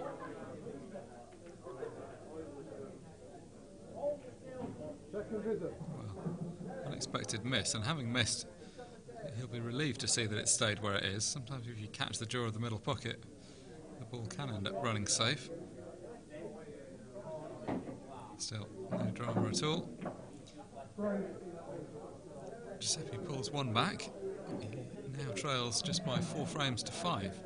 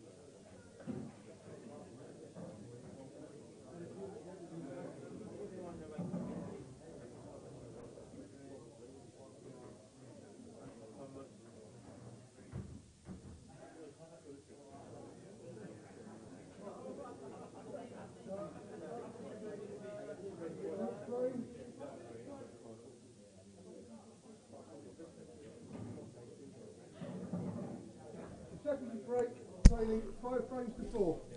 If you're just joining us, you're watching live coverage of the final of Tour 2 of the EPA Tour, coming to you live from the McCure Daventry Hotel in Northamptonshire.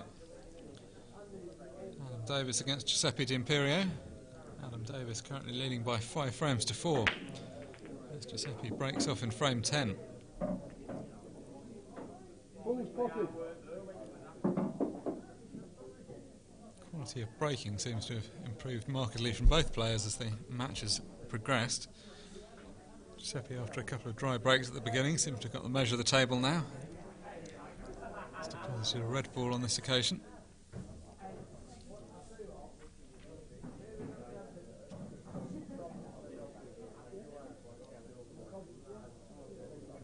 Yet again, a fairly simple layout. It would be easier, of course, if the white wasn't tight to the ball cushion, but apart from that,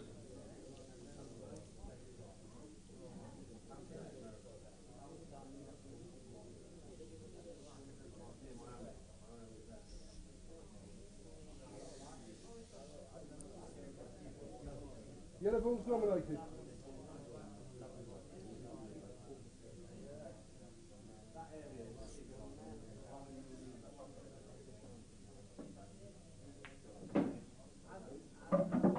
balls in play.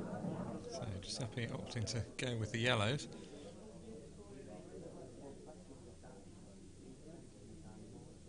Long shot to start with, and not completely out of the woods yet.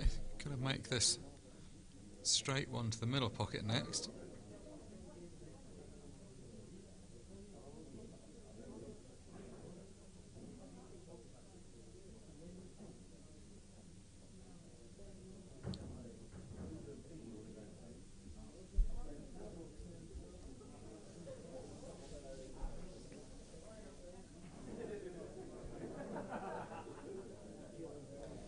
Not the most appealing shot. I can understand why he's got some reservations. If you could just drop it in dead weight, it would be a fairly straightforward shot, but the problem is dropping it in dead weight doesn't really achieve very much because the cue ball is going to stay where the yellow is at the moment, and as you can see that would not be optimum. So considering an alternative, although this is far from straightforward either. Oh, good shot. Deliberately playing in off those two yellows, but even though that made for a slightly bigger pocket, he still had to hit that shot right.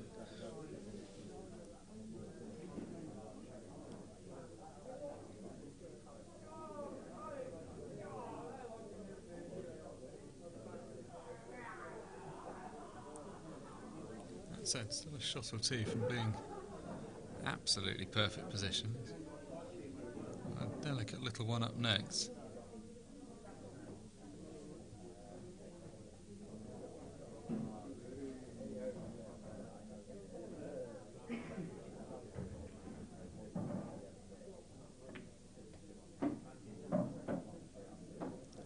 Executed with no trouble, found a path on and off the left hand side cushion for the white, which allowed him to get perfect position on these two balls in the bulk end of the table.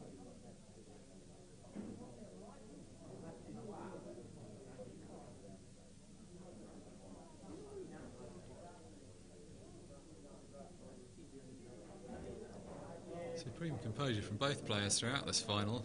Neither of them has looked remotely annoyed, even when annoying things have happened to them.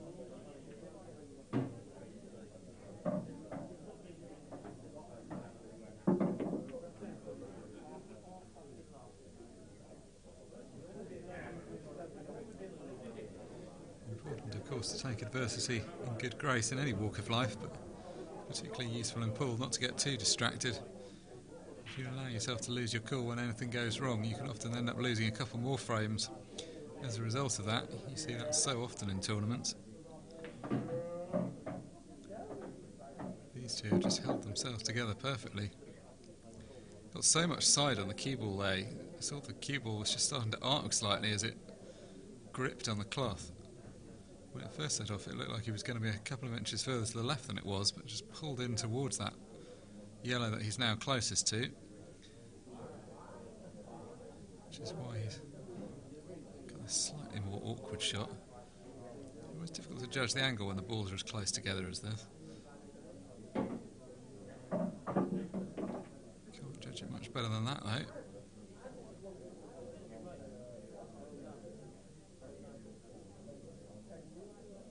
He's coming around the table to check the angle on the black, not really because there was anything that he didn't already know, but just as a way of composing himself.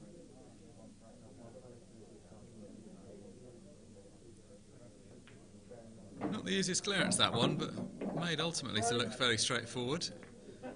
Giuseppe D'Imperio finally moves back on level terms. 10 frames have been played, the players are tied at 5 apiece.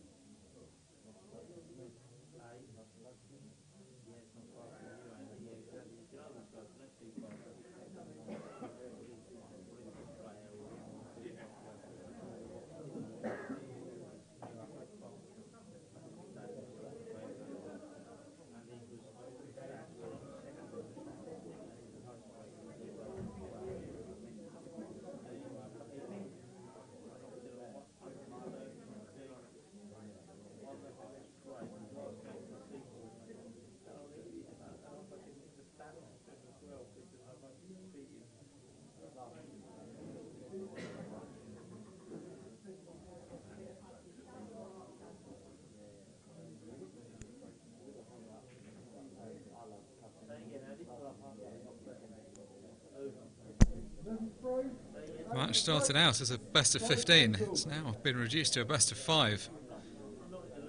Each player has got 5 on the board. They need to reach 8 to lift the trophy.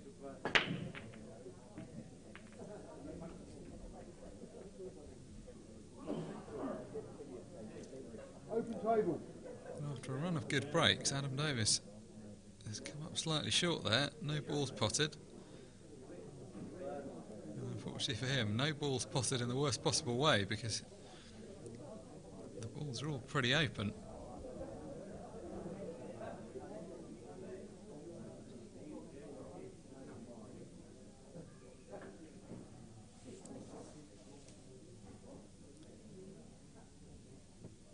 The most difficult shot for Giuseppe looks like it may well be the opening pot.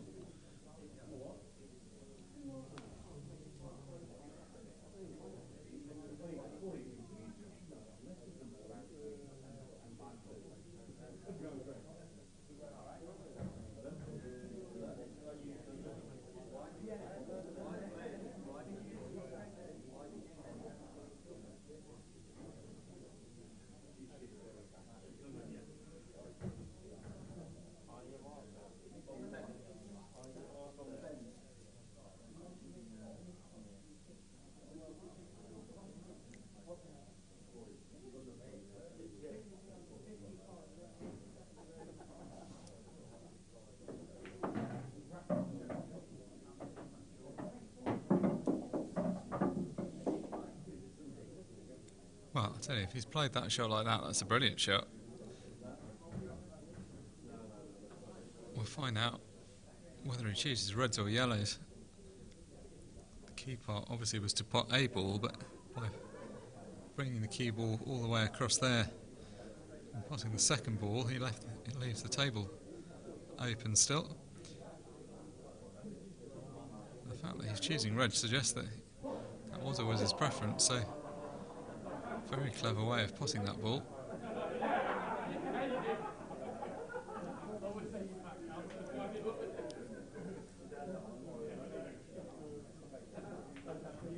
Red balls in play.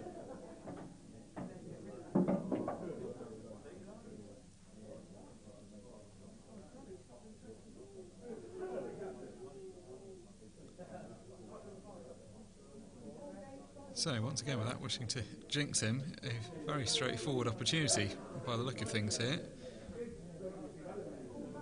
He can take the 4 balls at the top of the table first, and as long as he leaves himself anywhere near straight on the remaining ball just below the halfway line, can have automatic position on the black.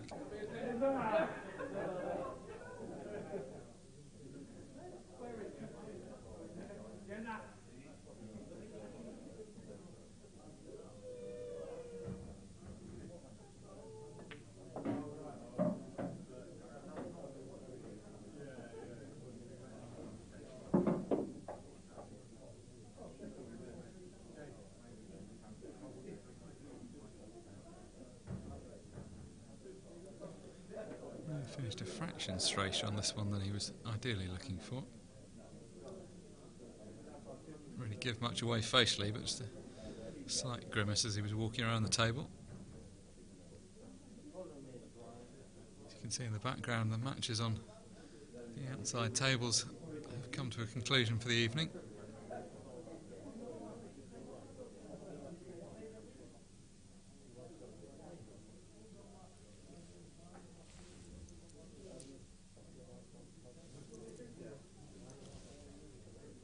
Nearly 2 hours into this match though, no sign of this coming to a conclusion. Potentially a maximum of 5 frames still to be played.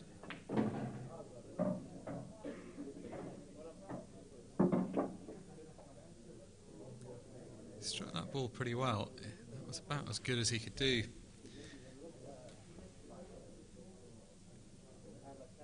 To get the cue ball out into the centre of the table.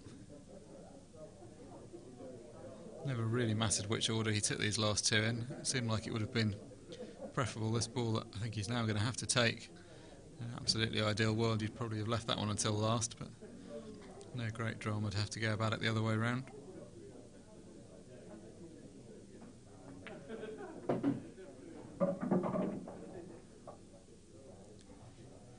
Clever shot there, using that yellow to kill the pace of the cue ball, not just because it made for better position, but also it's kind of opened the black up. It's now much easier to get position off this last red onto the black. No traffic in the way that you could anticipate coming anywhere near it.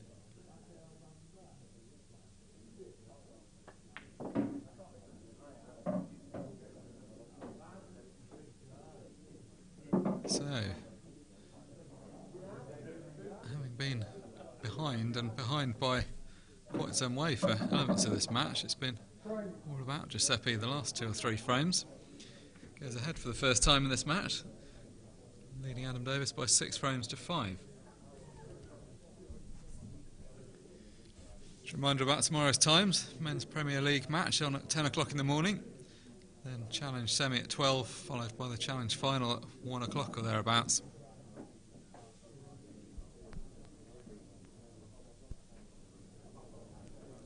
It's been a big weekend of pool already. The Easter weekend we always have the Festival of Pool with a few extra things going on. This year that's involved some World Championship qualifiers playing alongside the regular tour events. Lucky winners of those tournaments will be going forward to play at the World Championships in Blackpool in June.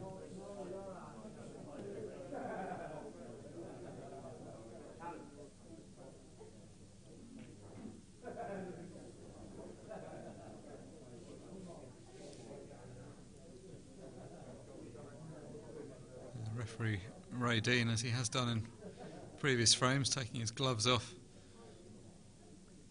in order to get the balls racked up. Like many referees, finding it a bit slippery with those gloves on to get control of the triangle and the balls.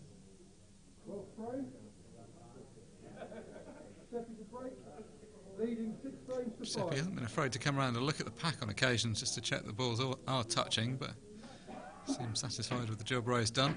And we've had some good breaks recently, so you can see the balls have been racked up well.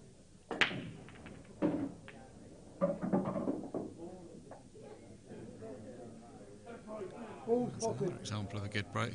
It makes such a difference when the balls are split out like this.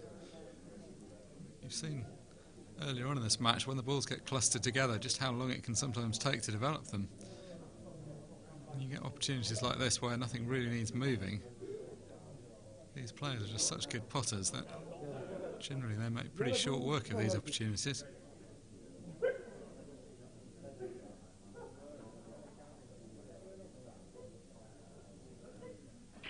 It's a red ball that was potted off the break, but Giuseppe opting for the yellows.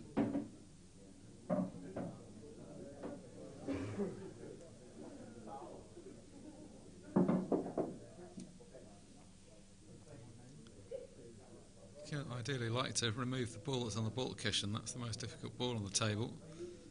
If you could get after that here and then come down the table for the remaining ones, that would make life a lot easier.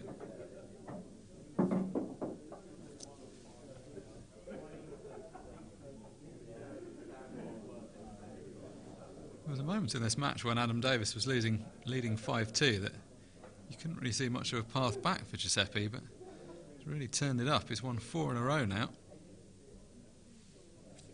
In fact, it barely feels like we've seen Adam Davis in the last few frames. It just feels like he's been sat quietly in the corner. He had a lot to say about the match earlier on and looked to be the more fluent of the two players. But that's the nature of pool. Sometimes you just don't get any chances. It can be a lonely place sitting in that chair.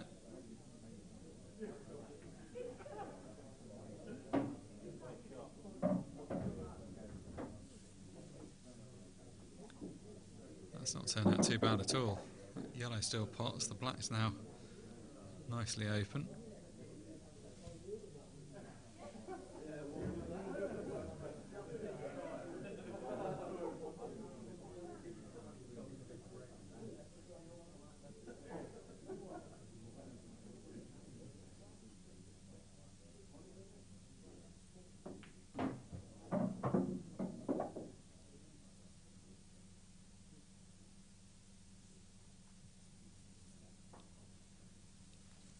So it's all about this shot.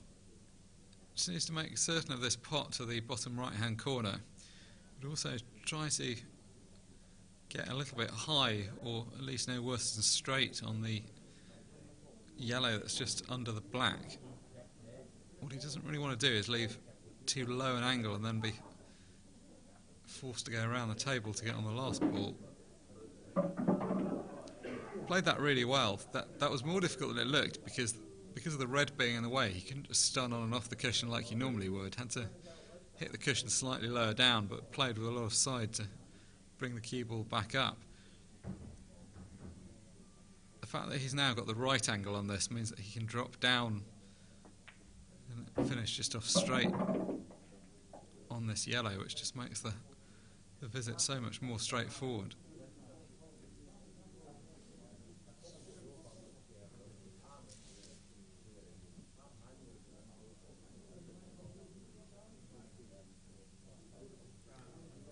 So, only 2 balls stand between Giuseppe and winning 5 frames in a row, which is quite something at this level. It's not like Adam Davis has done a lot wrong. He's been frozen out. Black safely down. Giuseppe ahead by 2 frames for the first time in this match. He's now only 1 frame away from victory. It's Giuseppe 7, Adam 5.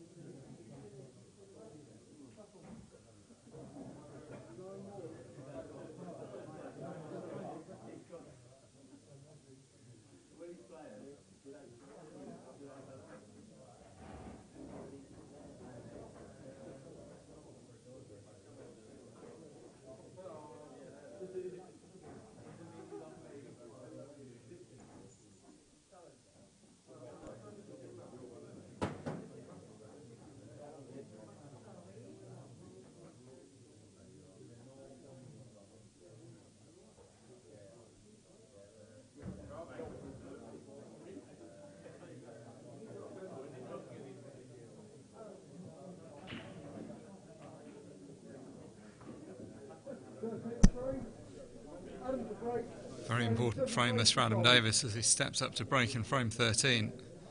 He's been frozen out of the game for much of the last 5 frames. He's seen a 5-2 lead turn into a 7-5 deficit, which is never a happy position. Wow, for all the world it looked like the white was tracking across the middle into the pocket. Got knocked by something in the end and stayed on the table to his, I'm sure, enormous relief. Another decent break. Just 1 ball potted a red, but the other balls are nicely spread around.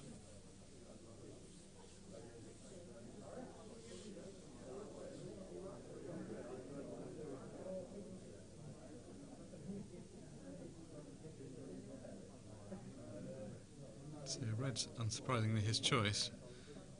That was always the problem though, that opening shot was always going to be the most difficult shot of this visit. He'll be pretty annoyed to have missed that because that hasn't blocked any yellows in covering that pocket. Obviously he wasn't playing to cover the pocket, but the fact it's stopped there hasn't really blocked anything, so there's now a fairly presentable opportunity for Giuseppe. Wasn't really much Adam could do with that. He had to go for that ball first. There was no other red that he could access, and if it went in he was going to be in a prime position for the clearance. It was just the fact that he was queuing over a ball and was slightly hampered that led to that problem. As you can see now, a crowd of people collecting behind the table. It's not actually quite as dark behind there as it looks. The camera is very deceptive. The rest of the room is actually reasonably bright, but the lights around this table are so bright that the contrast is enough to make it look dark. much all the matches are now finished on the outside table, so all attention focused on this one match table.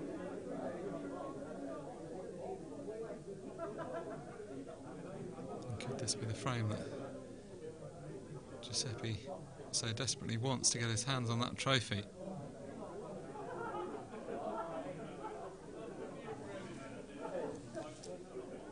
He's done the right thing, wasn't comfortable, so he's got up and composed himself.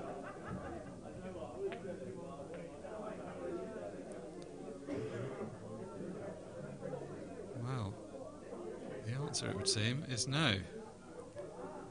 Don't know if he needed to play off that red, or whether he just felt that made the pot easier, or if it was just a mistake to hit it at all. But either way, his opponent's back to the table for a second look at the red balls.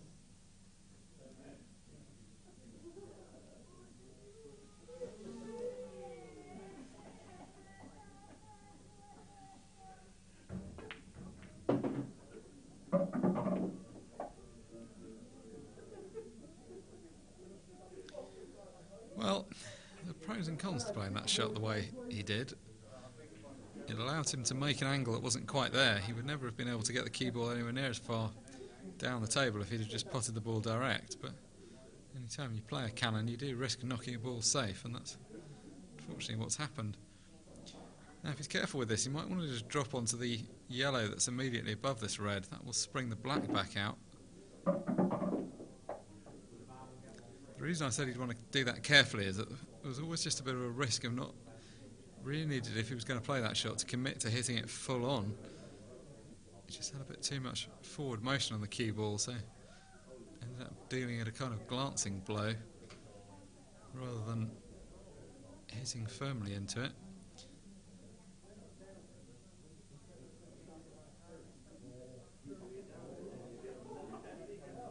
Potentially got the angle to cannon into the cluster of yellow and black again here, but it's a bit fraught with problems doing that because you're not really quite sure where any of the balls are going to finish up.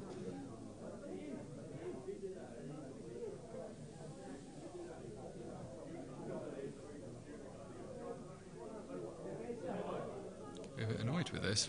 A couple of moments ago he was in perfect position, and one or two shots later he's slipped way out. So, attempting to play the cannon off two cushions. So it's going to be relatively tricky from that angle to get the black right out. He's now cannoned that area around the black in all three of his last shots. And despite that, the black still doesn't go.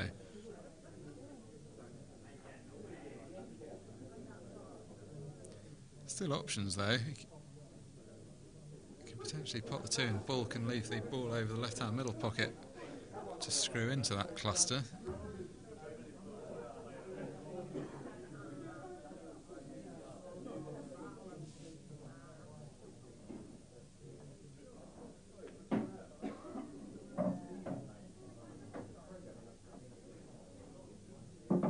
That's not the best judge shot. He really needed to try and get a little bit straighter, I think, on the red in bulk. I assume that was his intention to take that one next.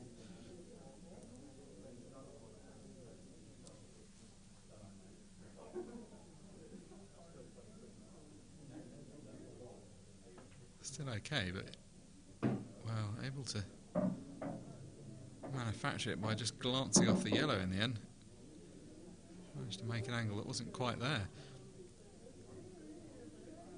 So, how does he fancy playing? Well, he's looking at whether he could play. Surely he can't play for that gap, can he? Although, that said, his options are slightly limited at this point. That's a very small gap. It's a small gap anyway, but the gap through which you can get to the black and pot the black as well is even smaller.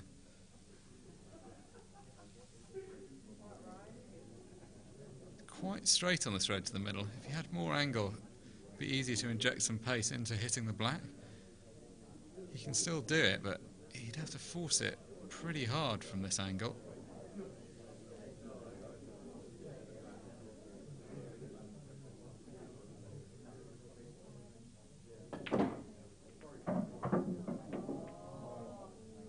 That's the trouble with forcing it like that. You're trying to create an angle which isn't completely natural.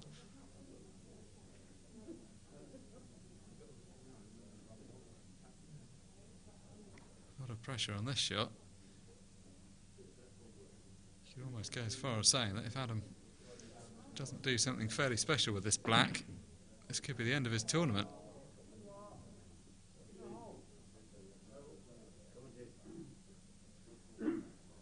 Well, he went for what we might charitably characterise as the hit and hope, which is not intended to be derogatory at all. There wasn't really much he could do there. He really did need to fluke the ball. Just running into it wasn't really going to be enough, because he was always going to leave Giuseppe in amongst the yellows. Anything short of that black going in was likely to spell quite significant trouble. So Giuseppe now 7 pots away from lifting the prestigious title of Tour champion.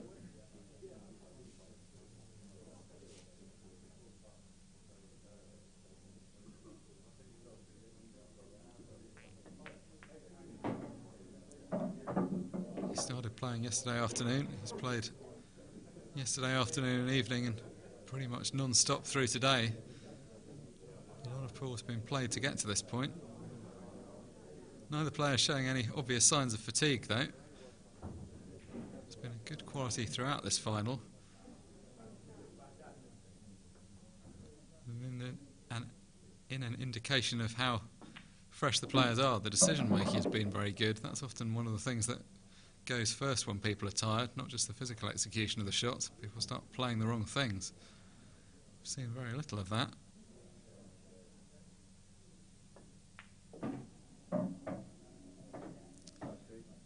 Pace noticeably quickening up for Giuseppe here. Just these 4 pots away from victory. Very hard to see anything going wrong here.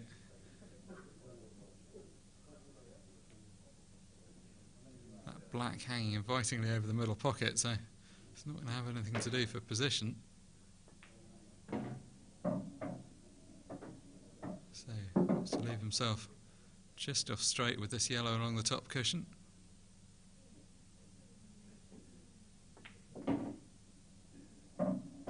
That's absolutely perfect. That's where you'd put it with your hand if you had ball in hand. Well, it's been a good performance by Adam Davis to get to this point, and when he was 5-2 ahead in this final, you fancied it was his for the taking, but since then his opponent, Giuseppe, has hit another gear. Just this simple black now.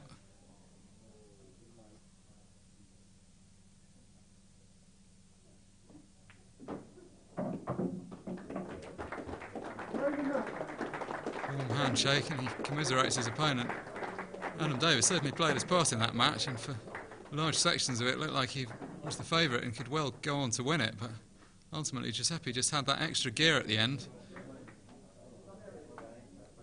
6 frames in a row he won to secure that victory. It's been a long day of pool all round. 10 past midnight, having play started at 9 o'clock this morning. Both of these two were playing in that 9 o'clock session as well, so that's over 15 hours ago the day started, and neither of them have had many gaps today. There's been a lot of pool played. Big congratulations to Giuseppe on his win. Thank you for your company today, and thank you to Yvonne and to everyone else who's worked so hard on this production. It's been a long day for the team streaming this and for the team organising this tournament. Just a reminder, we'll be back tomorrow with more coverage. Premier League match at 10 o'clock tomorrow morning. First of the Challenge semi-finals at 12 o'clock, and then the Challenge final 1 o'clock or whatever time the 2 semis finish.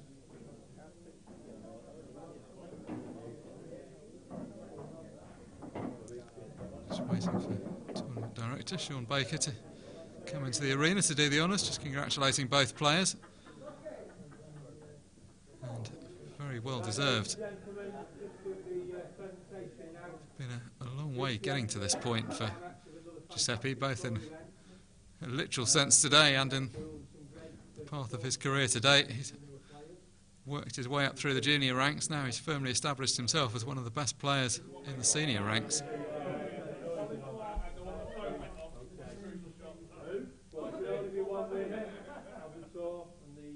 The Tour 2 champion for 2019, Giuseppe D'Imperio.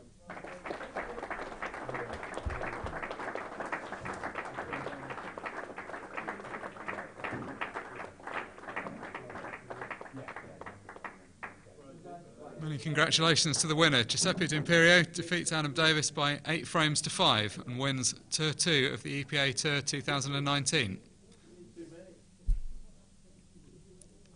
Thanks for your company today. We'll be back with more coverage tomorrow morning at 10 a.m. Very good evening to everyone.